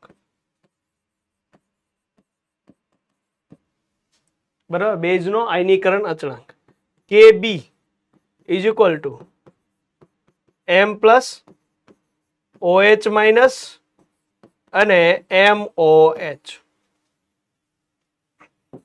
KB is equal to C alpha C into 1 minus alpha. એક એક સી ઉડી જશે. KB is equal to C alpha square upon 1 minus alpha. C alpha square upon 1 minus alpha. તો આમ જો તો બંનેમાં સરખું જ આવ્યું. એકમાં કે છે ને એકમાં KB છે. ઓકે. તો ઇન શોર્ટ ફોર્મની અંદર લખવું હોય તો અહીંયા તમને લખી આપું છું કે એસિડની પ્રબળતા જે છે કે એની કિંમત વધે. બરાબર છે. તો એસિડની પ્રબળતા વધશે ને પીકે ની કિંમત વધે તો એસિડની પ્રબળતા ઘટશે. સેમ ટુ સેમ બેઝની પ્રબળતા કેબી ની કિંમત વધે તેમ વધશે અને પીકેબી ની કિંમત આવશે તેમ ઘટશે. તમને ખબર જ હશે કે P K is equal to minus log K A. બરાબર. એવી રીતે અહીંયા લખી દો P K B is equal to minus log K B, minus log K B. હવે કે એ બરાબર આ આવી ગયું. હવે સમજો તમે ખાસ આ પોઈન્ટ હું તમને કહી દઉં.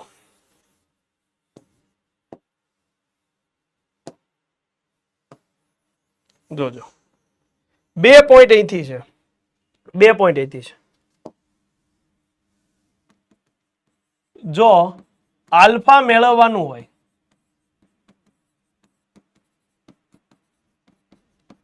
હોય તો લગભગ તમને મંદ જ આપશે.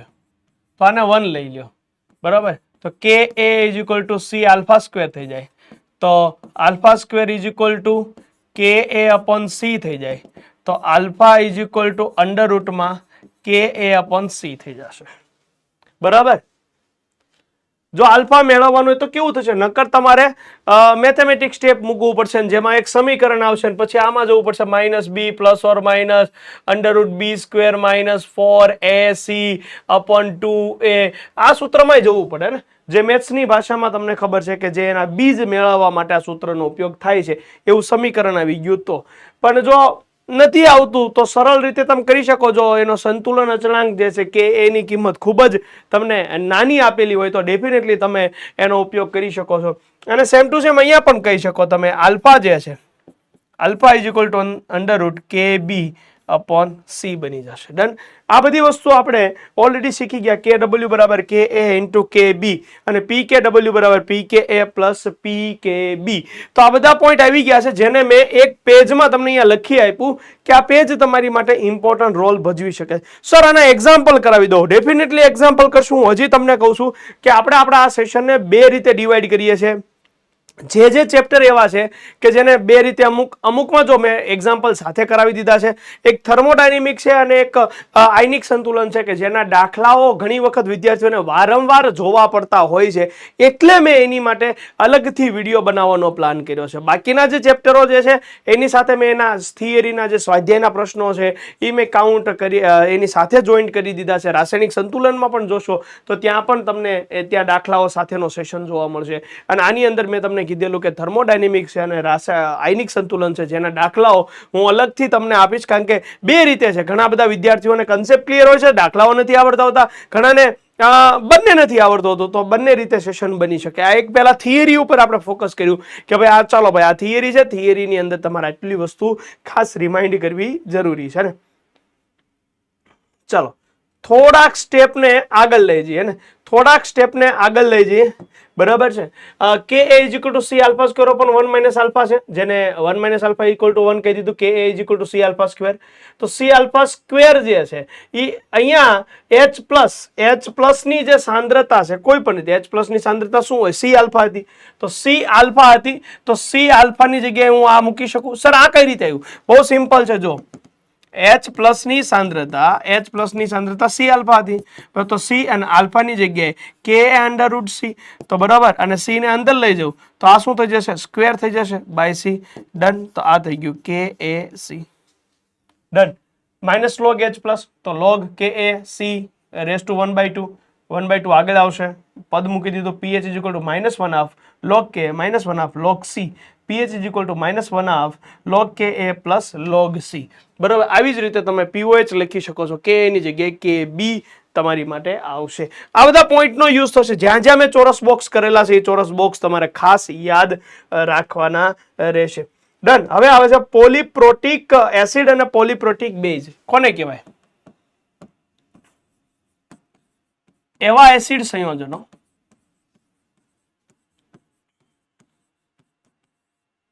એવા એસિડ કે બેઝ સંયોજનો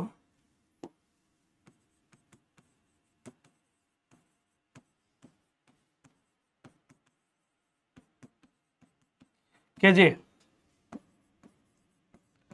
વધુ માત્રામાં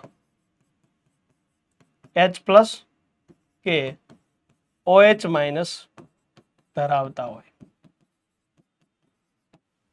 કઈ રીતે? માની લો કે હું લઈ લઉં H2SO4, તો આ પહેલા શું કરશે? એક H આપશે. બરાબર. અને આ HSO4 માઇનસ જે છે એ હજી એક H આપશે. બસ એની વાત છે. અને પોલીપ્રોટિક એસિડ અને પોલીપ્રોટિક બેઝ તમે કહી શકો છો ને. બસ આ એસિડનું ઉદાહરણ છે તો પોલીપ્રોટિક એસિડ થઈ ગયું. ડન. ચાલો ભાઈ, હવે એસિડને અસર કરતા પરિબળો વિશે વાતચીત છે. અત્યારે આપણે જોઈ લીધું નિર્બળ એસિડ, નિર્બળ બેઝ. ડન. હવે આપણે જોશું એસિડને અસર કરતા પરિબળો જે છે એ તમારે હવે ચર્ચા કરવાના છે. ડન. તો પેલું કદને આધારે. ઉદાહરણ લઈએ.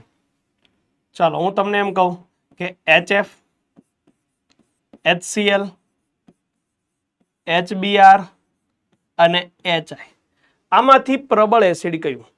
મારો એક પ્રશ્ન રહે કે HF હોય, બરાબર છે, HCl હોય, HBr હોય અને HI છે. આ જે છે એમાંથી પ્રબળ એસિડ જે છે એ પ્રબળ એસિડ કયું છે? ડન. તો હવે તમે જોશો તો કદ જુઓ. જો હાઇડ્રોજનનું કદ ફિક્સ છે, ફ્લોરિનનું કદ અત્યારે અહીંયા માની લો આવડું છે. હાઇડ્રોજનનું કદ ફિક્સ છે, ક્લોરિનની સાઇઝ વધતી જશે કારણ કે પરમાણુ ક્રમાંક પણ વધતો જાય છે. બ્રોમિનની સાઇઝ હજી વધશે.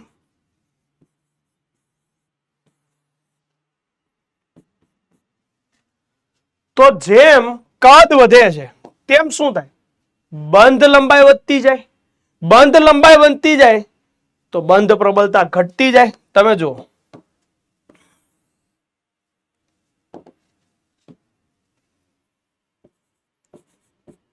કદ વધે છે તો શું થશે? બંધ લંબાઈ વધશે. પરિણામે બંધ પ્રબળતા શું થાય? ઘટતી જાય.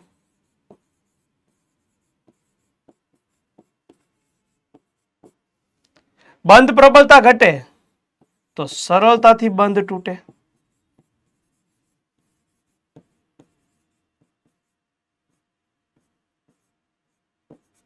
સરળતાથી બંધ તૂટે. જો સરળતાથી બંધ તૂટે તો ઝડપથી એચ કોણ દૂર કરશે? ડેફિનેટલી આ દૂર કરશે. તો આ પ્રબળ એસિડ છે, કારણ કે જે ઝડપથી H+ આપે છે, જે ઝડપથી આપણને H+ આપે છે. તો કદને આધારે તમે આ રીતે કહી શકો.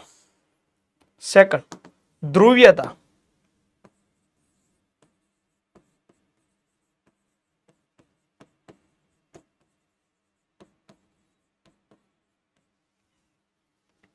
હું તમને એમ કહું કે CH4 છે, HF છે, આમાં પ્રબળ એસિડ કયું?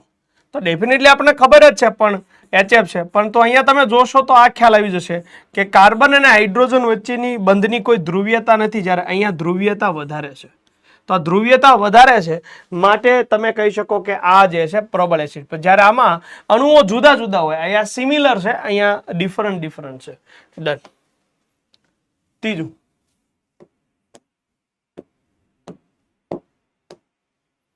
ત્રીજું, પોઈન્ટ,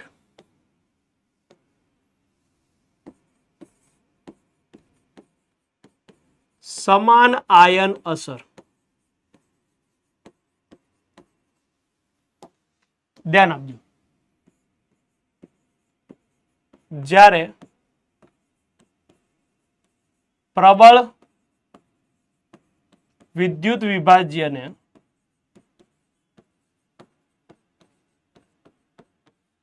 દ્રાવણને, જ્યારે પ્રબળ વિદ્યુત વિભાજ્યના દ્રાવણને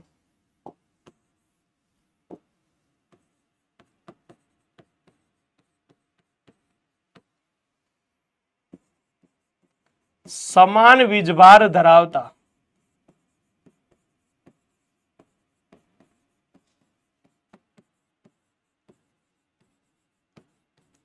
નિર્બળ વિદ્યુત વિભાજ્ય દ્રાવણમાં ઉમેરવામાં આવે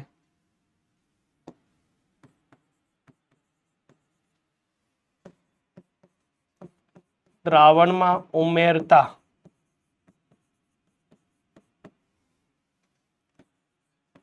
H+ ની સાંદ્રતા ઘટે છે.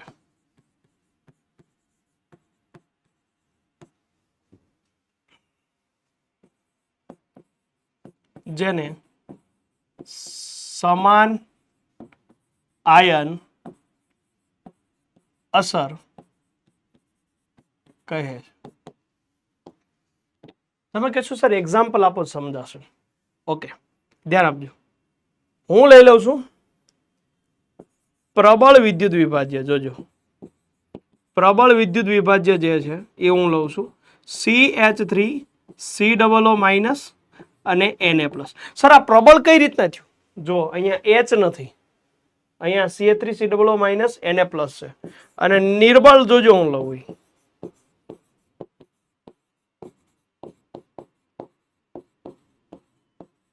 ચાલો, થઈ ગયું. ઓકે, આવી જાઓ. તો મેં પહેલા લીધો આ નિર્બળ વિદ્યુત વિભાજ્ય, કે જેનું હું શું કરીશ? આયનીકરણ કરીશ. આયનીકરણ કરીશ એટલે મને આ મળી જશે, હા કે ના? અને હવે હું લઉં છું નિર્બળ વિદ્યુત વિભાજ્ય, સોરી પ્રબળ, જે મને શું મળશે? CH3 COO- Na+ માં આયનીકરણ પામી જ જશે.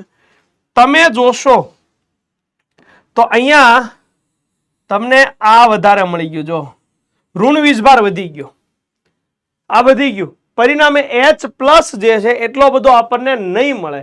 H+ ની સાંદ્રતા જે છે ઘટશે. H+ ની સાંદ્રતા શું થશે? ઘટશે.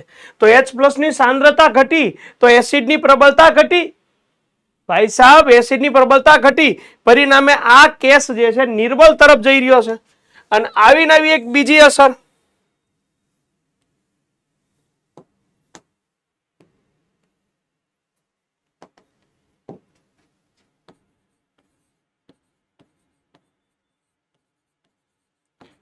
વિરુદ્ધ આયન અસર.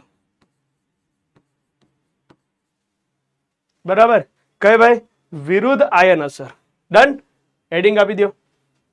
ચાલો અને ડેફિનેશન લખી લઈએ.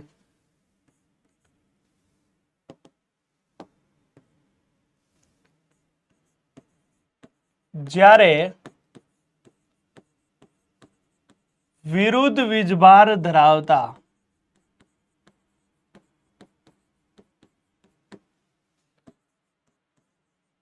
પ્રબળ વિદ્યુત વિભાજ્ય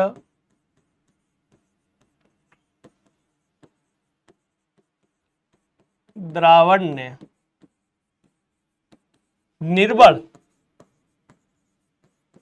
વિદ્યુત વિભાજ્યના દ્રાવણમાં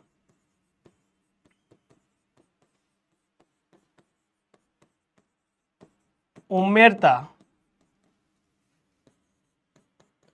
H+ ની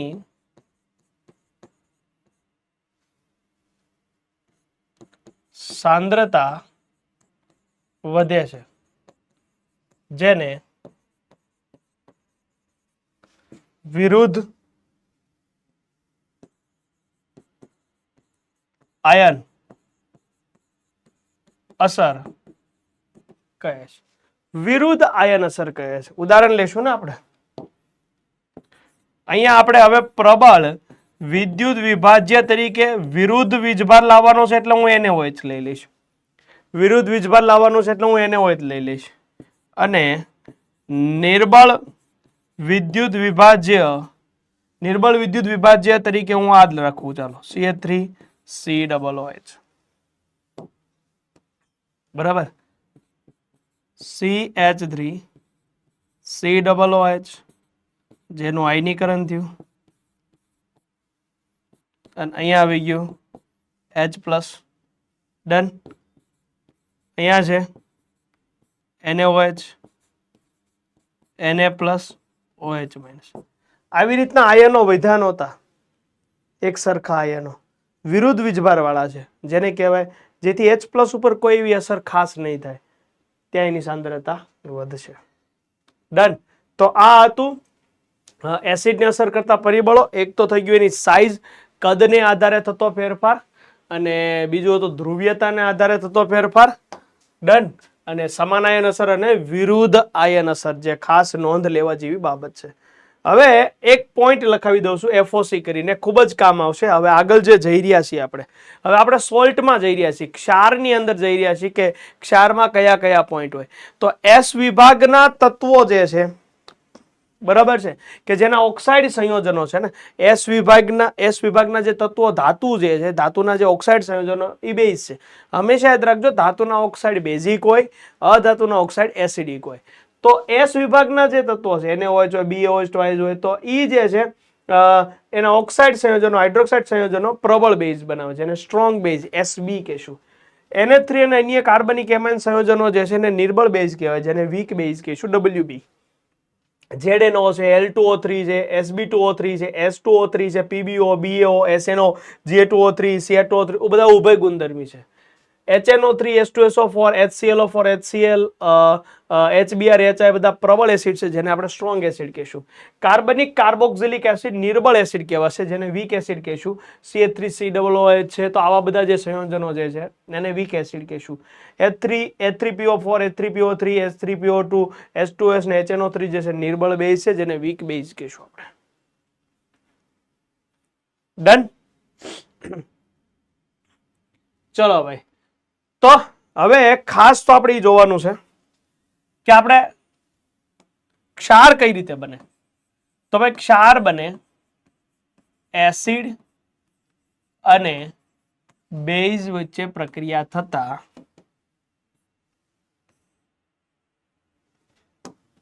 તમને મળશે ક્ષાર. એસિડ અને બેઝ વચ્ચે પ્રક્રિયા થતા તમને મળે ક્ષાર. સમજી ગયા ને? હવે વાત ઈ છે કે હું સ્ટ્રોંગ એસિડ અને સ્ટ્રોંગ બેઝ માંથી બનાવું સોલ્ટ, તોય સોલ્ટ બને, ક્ષાર બનશે. સમજી ગયા ને? તોય શું મળશે આપણને? ક્ષાર મળશે. એટલે એવો ક્ષાર કે જે સ્ટ્રોંગ એસિડ ને સ્ટ્રોંગ બેઝ માંથી બનાવેલો હોય. સેકન્ડ, વીક એસિડ લઈ લઉં અને સ્ટ્રોંગ બેઝ લઈ લઉં, એમાંથી બનાવી શકું હું ક્ષાર.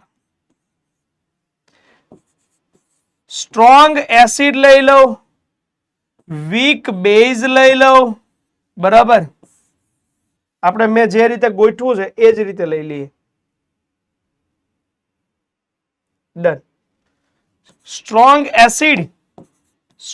એસિડ પ્લસ વીક બેઝ લઈ લઉં, weak acid plus strong base લઈને ક્ષાર બનાવું, અને અથવા બંને વીક રાખવું. વીક એસિડ વીક બેઝ જે બનાવશે ક્ષાર. 4 પેરામીટર થયા. સ્ટ્રોંગ એસિડ સ્ટ્રોંગ બેઝ ક્ષાર, સ્ટ્રોંગ એસિડ વીક બેઝ ક્ષાર, વીક એસિડ સ્ટ્રોંગ બેઝ ક્ષાર, વીક એસિડ વીક બેઝ અને ક્ષાર. તો આ 4 વસ્તુ છે. તમે આ 4 માંથી બનાવી શકો છો ક્ષાર, હે ને? તો ચારેય કેટેગરીને આપણે સ્ટડી કરવાની છે. ચારેય કેટેગરીને કે સ્ટ્રોંગ એસિડ ને સ્ટ્રોંગ બેઝ ને ભેગા કરીને જે ક્ષાર બને એ કેવો ક્ષાર બનશે, સ્ટ્રોંગ એસિડ અને વીક બેઝ ને ભેગા કરીને જે ક્ષાર બને એ કેવો ક્ષાર બનશે, વીક એસિડ અને સ્ટ્રોંગ બેઝ ને ભેગા કરીને જે ક્ષાર બને એ કેવો ક્ષાર બનશે, વીક એસિડ અને વીક બેઝ ને ભેગા કરીને જે ક્ષાર બને એ કેવો ક્ષાર બનશે, એની આપણે ચર્ચા કરવાની છે. લઈ લઈએ આપણી પાસે પહેલી કેટેગરી છે સ્ટ્રોંગ એસિડ અને સ્ટ્રોંગ બેઝ, હે ને?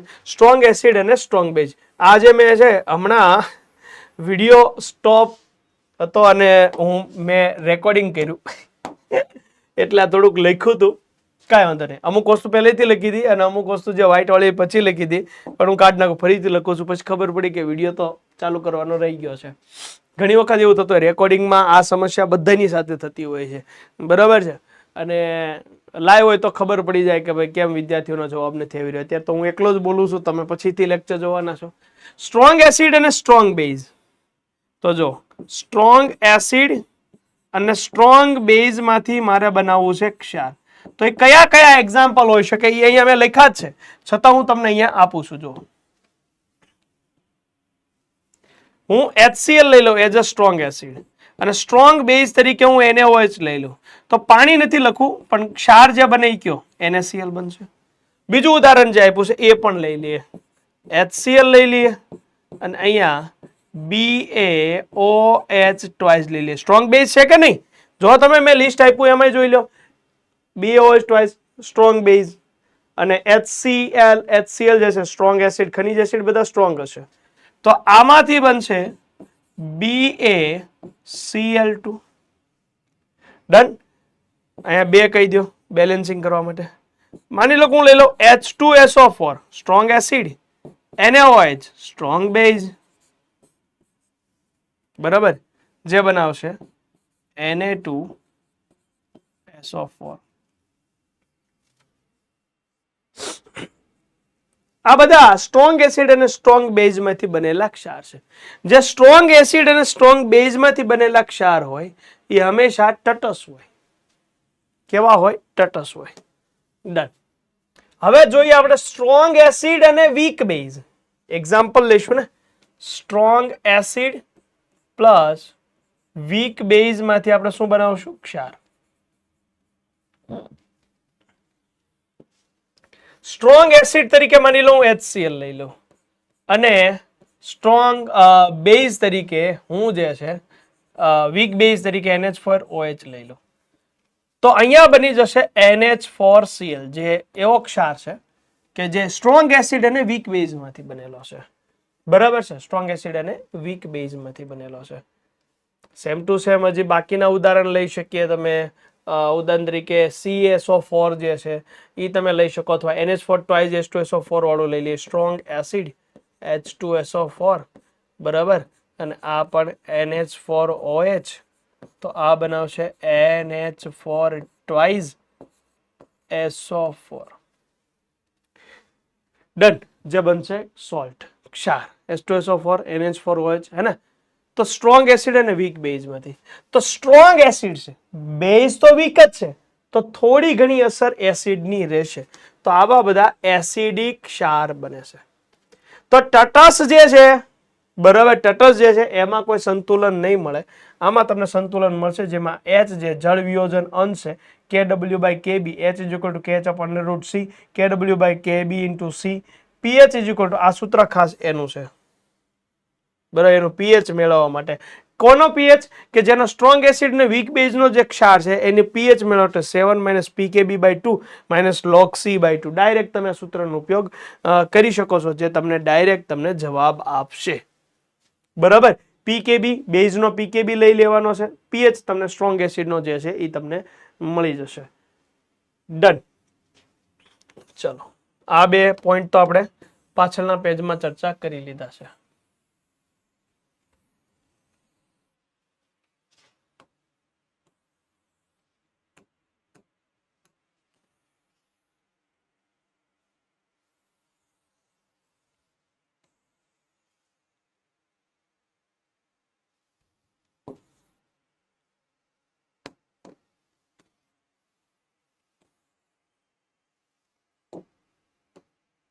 ચાલો, હવે જોઈએ છે આપણે વીક એસિડ અને વીક બેઝ.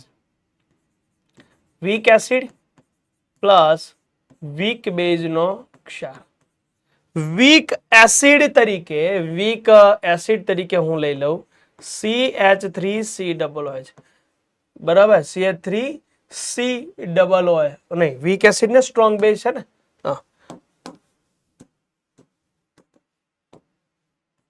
વીક એસિડ અને સ્ટ્રોંગ બેઝ.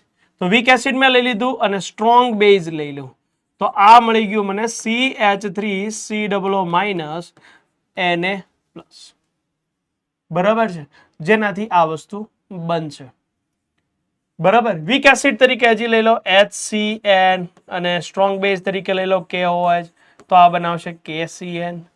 આ જે આવે છે એમાં સ્ટ્રોંગ બેઝ છે ને, સ્ટ્રોંગ બેઝ હોવાથી આના જે ક્ષાર છે એ બેઝિક હોય છે. KH એટલે H એટલે જળ વિયોજન અંશ, KW/Ka, H ની વેલ્યુ જોતી હોય તો મેળવી શકો. pH જે છે આ બનશે 7 + pKb/2 - log C/2. યાદ રાખવાની રીત તમને કહું, એસિડ માટે pH 7 કરતા હંમેશા ઓછી હોય, તો 7 માંથી આ બધું બાદ કરેલું છે, અને અહીંયા 7 માં ઉમેરવાનું છે. આ તો બાદ થવાનું છે, બાકી 7 માં ઉમેરવાનું છે. ડન. ચાલો, હવે આપણે પહોંચી ગયા છીએ ચોથા નંબરનો ક્ષાર, કે જેમાં વીક એસિડ અને વીક બેઝ છે. વીક એસિડ, વીક બેઝ જે બનાવશે ક્ષાર. ઉદાહરણ લઈએ, CH3COOH, બેઝ તરીકે લઈ લો NH4OH, બરાબર, કે જે બનાવશે CH3COO NH4+ અને આ માઇનસ. વીક એસિડ અને વીક બેઝ, વીક એસિડ અને વીક બેઝ નું આ એક્ઝામ્પલ છે, વીક એસિડ અને વીક બેઝ. તો સાંદ્રતા પર આધારિત છે, કોની સાંદ્રતા વધારે છે એના ઉપર ડિપેન્ડ કરે છે, બરાબર. બેઝની સાંદ્રતા, બેઝ વાળા ભાગની સાંદ્રતા વધારે હશે તો બેઝિક હશે, એસિડ વાળા ભાગની સાંદ્રતા વધારે છે તો એસિડિક હશે. છતાં પણ તમે આની pH મેળવી શકો છો, અને pH થી તમે કહી શકશો કે એ એસિડ છે કે બેઝ છે. ડન. તો 7 + pKa/2 - pKb/2. આ સૂત્રો બધા યાદ રાખજો, કે જે આપણે એક્ઝામ્પલ ની અંદર કંઈક ને કંઈક વાપરશું. ડન. તો આ થઈ ગયો પોઈન્ટ. હવે આવી જાવ બફર દ્રાવણ. કોને કહેવાશે બફર દ્રાવણ, એને આપણે હવે સમજવાનું છે. ડન. આપણું જે લોહી છે ને એ પણ એક બફર દ્રાવણનું એક્ઝામ્પલ કહી શકાય. શું કામ? કે નાના મોટા pH ના ફેરફારને એ સંતુલિત કરી દે છે. ધ્યાન આપજો, જે દ્રાવણમાં અમુક માત્રામાં એટલે કેટલું? 1 ml થી 2 ml એસિડ કે બેઝ ઉમેરવામાં આવે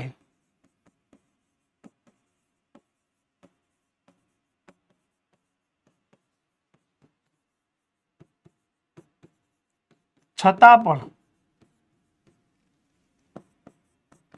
તેની પીએચ માં કોઈ ફેરફાર થાય નહીં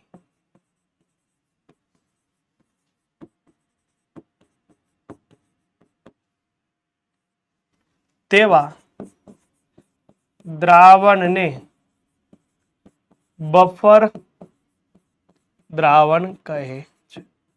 મતલબ કે પીએચ બફર દ્રાવણની પીએચ હંમેશા સ્ટેટસ રહે, બહુ લાંબો ફેરફાર ના થાય. એટલે આમાં જો મેં ખાસ લખી દીધું કે તમારે અમુક માત્રામાં ઉમેરવાનું, એવું ઢગલો નથી ઉમેર દેવાનું કે ઢગલો ઉમેરશો મતલબ કે ખૂબ જ વધારે માત્રામાં ઉમેરશો તો ડેફિનેટલી કંઈક ને કંઈક ફેરફાર થશે, પણ તમારે એટલું બધું નથી ઉમેરવાનું, હે ને? તમારે એટલું બધું નથી ઉમેરવાનું, તમારે થોડીક જ માત્રામાં ઉમેરવાનું છે કે જે થતા ફેરફારને વિરોધે અને એની કઈ જે પીએચ છે એ પીએચમાં કોઈ ફેરફાર ન થાય.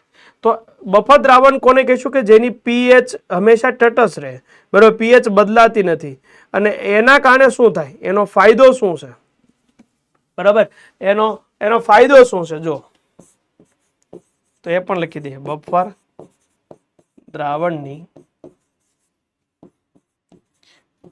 પીએચ બદલાશે નહીં.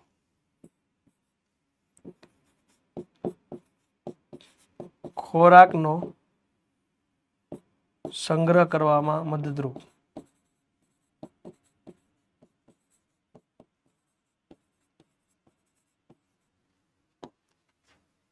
બરાબર.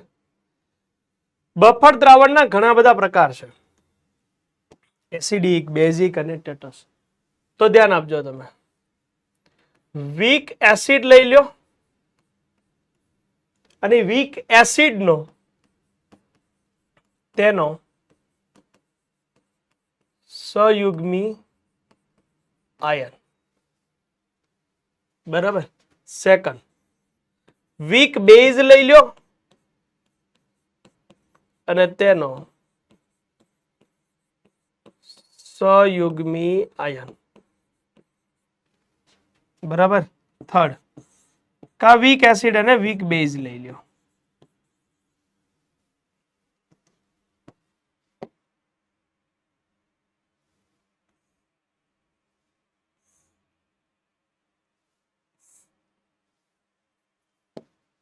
વીક એસિડ અને તેનો સહયુગ્મી આયન એટલે શું એ પણ સમજાવીશ. આ જે દ્રાવણ છે એ આ બનશે એસિડિક બફર દ્રાવણ. એસિડિક બફર કેવું બનશે? આ એસિડિક બફર દ્રાવણ. આ જે છે એ બનશે બેઝિક બફર. એક છે એસિડિક બફર દ્રાવણ અને એક છે બેઝિક બફર દ્રાવણ. અને આ જે છે તટસ્થ બફર. સર આ સમજાવો, વીક એસિડ અને તેનો સહયુગ્મી આયન, વીક બેઝ અને તેનો સહયુગ્મી આયન, એ પણ સમજાવી દો. જો આ એના પોઈન્ટ મૂકી દીધા છે, જોજો તમે. વીક એસિડ અને એનો આયન, વીક એસિડ અને એનો આયન, વીક એસિડ અને એનો આયન. સર આ આયન ક્યાં છે? NaCN આયન જ છે ને, Na+CN-, બરાબર. વીક એસિડ અને તેનો આયન, વીક એસિડ અને તેનો આયન. તો એની માટે પીએચ નું સૂત્ર છે pH = pK + log. ક્ષાર ઉપર હોય અને એસિડ નીચે હોય, ક્ષાર અપોન એસિડ. આ યાદ રાખવાનું, ક્ષાર અપોન એસિડ, એસિડ હોય તો ક્ષાર અપોન એસિડ, બેઝ હોય તો ક્ષાર અપોન બેઝ. બસ એસિડ હોય બરાબર તો તમારે pKa લેવાનું છે, બેઝ હોય તો તમારે pKb લેવાનું છે. આ pH છે અને આ pOH છે. તો ક્ષાર અપોન એસિડ જે છે 10 થી 1/10 થી 10 ની વચ્ચે આવશે ને. તો આ એક્ઝામ્પલ આપણે ગણવાના છે, સીધું સૂત્રની અંદર હવે કિંમત જ મૂકવાની છે, બીજું કશું જ નથી. બેઝિક બફર દ્રાવણો જે છે જો, તો વીક બેઝ અને એનો ક્ષાર, વીક બેઝ અને એનો ક્ષાર, વીક બેઝ અને એનો ક્ષાર. તો આવા જે મિશ્રણ હોય એને કહેવાય બેઝિક બફર દ્રાવણ. pOH = pKb + log ક્ષાર અપોન બેઝ, ક્ષાર અપોન બેઝ. ક્ષાર અપોન બેઝ એ 1/10 થી 10 ની વચ્ચે હશે. વીક એસિડ અને વીક બેઝ, વીક એસિડ અને વીક બેઝ, વીક એસિડ અને વીક બેઝ, વીક એસિડ અને વીક બેઝ. ડન. તો એ થઈ ગયા તમારા સાંદ્રતા ઉપર ડિપેન્ડેડ. ચાલો ભાઈ, તો આ થઈ ગયું બફર દ્રાવણ. હે ને? બફર દ્રાવણની અંદર ઘણા બધા વિદ્યાર્થીઓ કન્ફ્યુઝ થતા, સર અમને નથી ખબર પડતી. બહુ સિમ્પલ કહી દો. બફર દ્રાવણ એક એવું દ્રાવણ છે, એક એવું સેમ્પલ કે જેની અંદર પીએચ બદલાતી નથી. ક્યારે? જ્યારે માની લો કે કોઈ આ દ્રાવણ છે, માની લો કે આ કોઈ બફર દ્રાવણ છે, બરાબર. હવે એમાં અમુક માત્રા એટલે કેટલી? 1 થી 2 ml મેં કોઈ એસિડ ઉમેરી દીધું. આ હતું બેઝ માની લો, અથવા એમ કહી દો કે આ હતું, આની પીએચ જે છે માની લો કે 4 હતી, એટલે આ એસિડ થઈ ગયું. મેં આમાં બેઝ ઉમેર્યું તો પીએચ એની 4 જ રહી. તો એવા દ્રાવણને બફર દ્રાવણ કહેવાય. બની શકે પીએચ માની લો કે 8 હતી અને મેં એમાં એસિડ ઉમેર્યું, તો પીએચ ઘટવી જ હોવે ને, છતાં ન ઘટી, ચેન્જ ન થાય, પીએચ ચેન્જ ના થાય, એવા દ્રાવણને બફર દ્રાવણ કહેવાય. વીક એસિડ અને તેનો સંયુગ્મી આયન લેશું તો એને એસિડિક બફર દ્રાવણ કહેશું. વીક બેઝ અને તેનો સંયુગ્મી આયન મળશે તો તેનો બેઝિક બફર દ્રાવણ કહેશું. વીક એસિડ ને વીક બેઝ હશે તો એને તટસ્થ બફર દ્રાવણ કહેશું.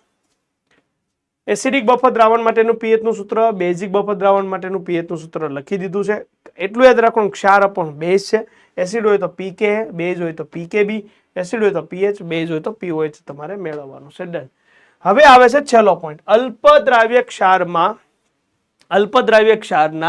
દ્રાવ્યતા સંતુલન. અલ્પદ્રાવ્ય ક્ષારના દ્રાવ્યતા સંતુલન. ધ્યાન આપજો. જ્યારે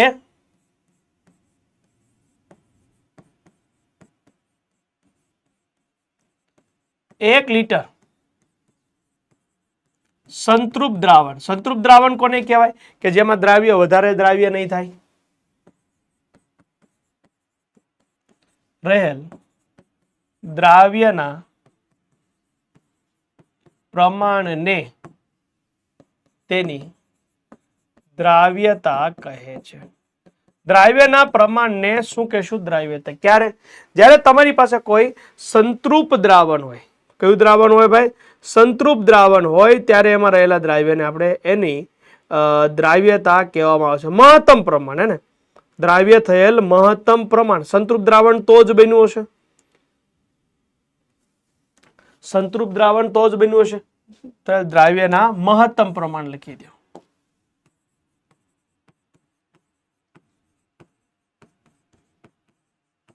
બરાબર.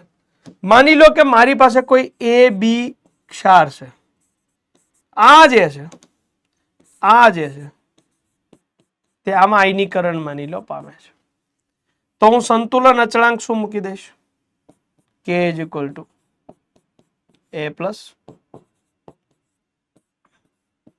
upon AB કહેશું. બરાબર. આને અહીંયા લઈ લો.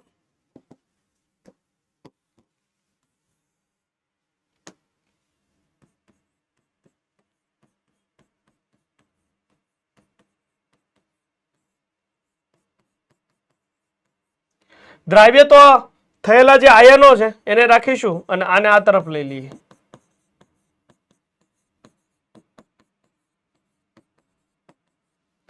આને કહેવાય સોલ્યુબિલિટી ફેક્ટર KSP.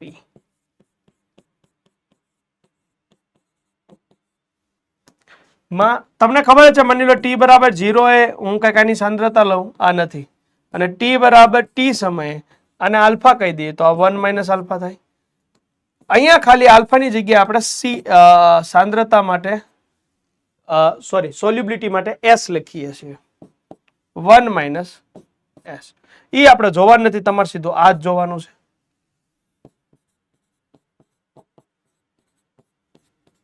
સોલ્યુબિલિટી દ્રાવ્યતા છે તો S is equal to under root KSP. હવે થોડાક પોઈન્ટ હજી જોજો. ડન. માની લ્યો A to B છે, બરાબર, તો 2A પ્લસ અને B માઇનસ 2 છે, બરાબર. તો અહીંયા જે KSP બનશે, T ડાયરેક્ટ તમે લખી શકો છો, બરાબર, ડાયરેક્ટ લખી શકો છો. આ S અહીંયા 2 મૂકવું પડશે. કેમ? આવડો આ ભાગ છે એટલે. બાકી તમે જે સ્ટેપ લીધા હતા એ પણ લઈ લો, કોઈ ઇશ્યુ નથી. t બરાબર 0, 1 0 0 S S 1 માઇનસ S તો આ 2S, બરાબર. t બરાબર સંતુલને, ડન. તો KSP ડાયરેક્ટ લખી લો, આ નથી લખવાનું, ડાયરેક્ટ આયનો લખવાના. તો A પ્લસ, પણ આ 2 છે જે ઉપર જશે, બરાબર. તત્વમિતીય ગુણાંક જે છે એને ભૂલવાના નથી ખાસ. તો આ 2s નો સ્ક્વેર અને આ s, તો 4s નો સ્ક્વેર ઇન્ટુ s, તો આ થઈ ગયું 4s નો ક્યુબ. તો દરેક વખતે આ વસ્તુ અલગ અલગ આવી શકે છે ને. આ સોલ્યુબિલિટી ફેક્ટર થઈ ગયું, બરાબર. તમને સાંદ્રતા પણ તમે અહીંથી મેળવી શકો છો. એવા અમુક એક્ઝામ્પલ લખી લઈએ. ચાલો અહીંયા જુઓ, AgCl હે ને, Ag પ્લસ Cl માઇનસ. તો આ KSP is equal two Ag plus અને Cl માઇનસ, બંનેના s મૂકી દો, આનો s અને આનો s. તો KSP is equal two s square. અહીંયા જોજો, આ s તો આ 2s થઈ ગયું, કારણ કે આગળ કેટલા છે? 2 છે. તો KSP is equal to Ba plus 2, Cl minus નો સ્ક્વેર આવશે, એ તો ખાસ ભૂલો, અહીંયા આવે ને અહીંયા આવે, બે જગ્યાએ આવશે, s અને 2s નો સ્ક્વેર, બરાબર. તો 2 નો સ્ક્વેર 4 અને s ની 3 ઘાત થઈ જશે.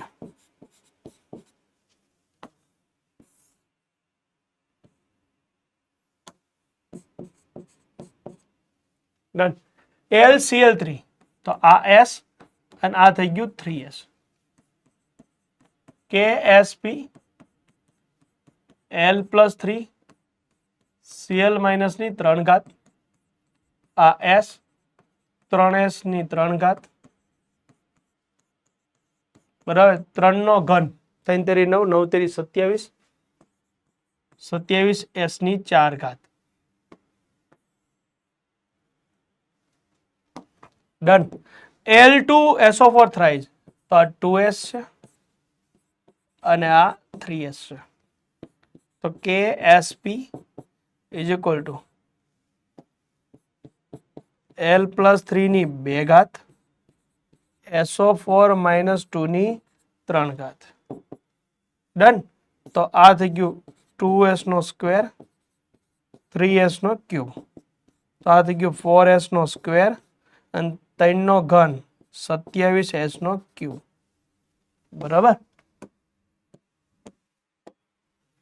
27 ગુણ્યા 4, 108, 108 s ની 5 ઘાત.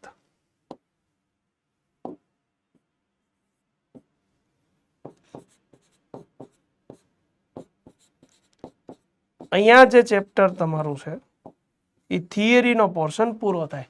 જો અમે બંને એટલું કમ્પ્રેસ કરીને તમને વન શોટ આપ્યો કે જેથી તમે ઓછા ટાઈમમાં રિવિઝન કરી શકો.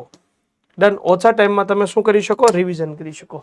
હવે તમારે જરૂર છે આના એક્ઝામ્પલ આપણે સોલ્વ કરશું, ને એક્ઝામ્પલ અલગથી હું તમને સેશન આપીશ. પહેલા તમે આ થિયરી મસ્ત રીતે ક્લિયર કરી લ્યો અને મળીશું બસ આવા જ બીજા સેશન સાથે. ત્યાં સુધી તમામ વિદ્યાર્થી મિત્રોને ગુડ લક. જય જય ગરવી ગુજરાત.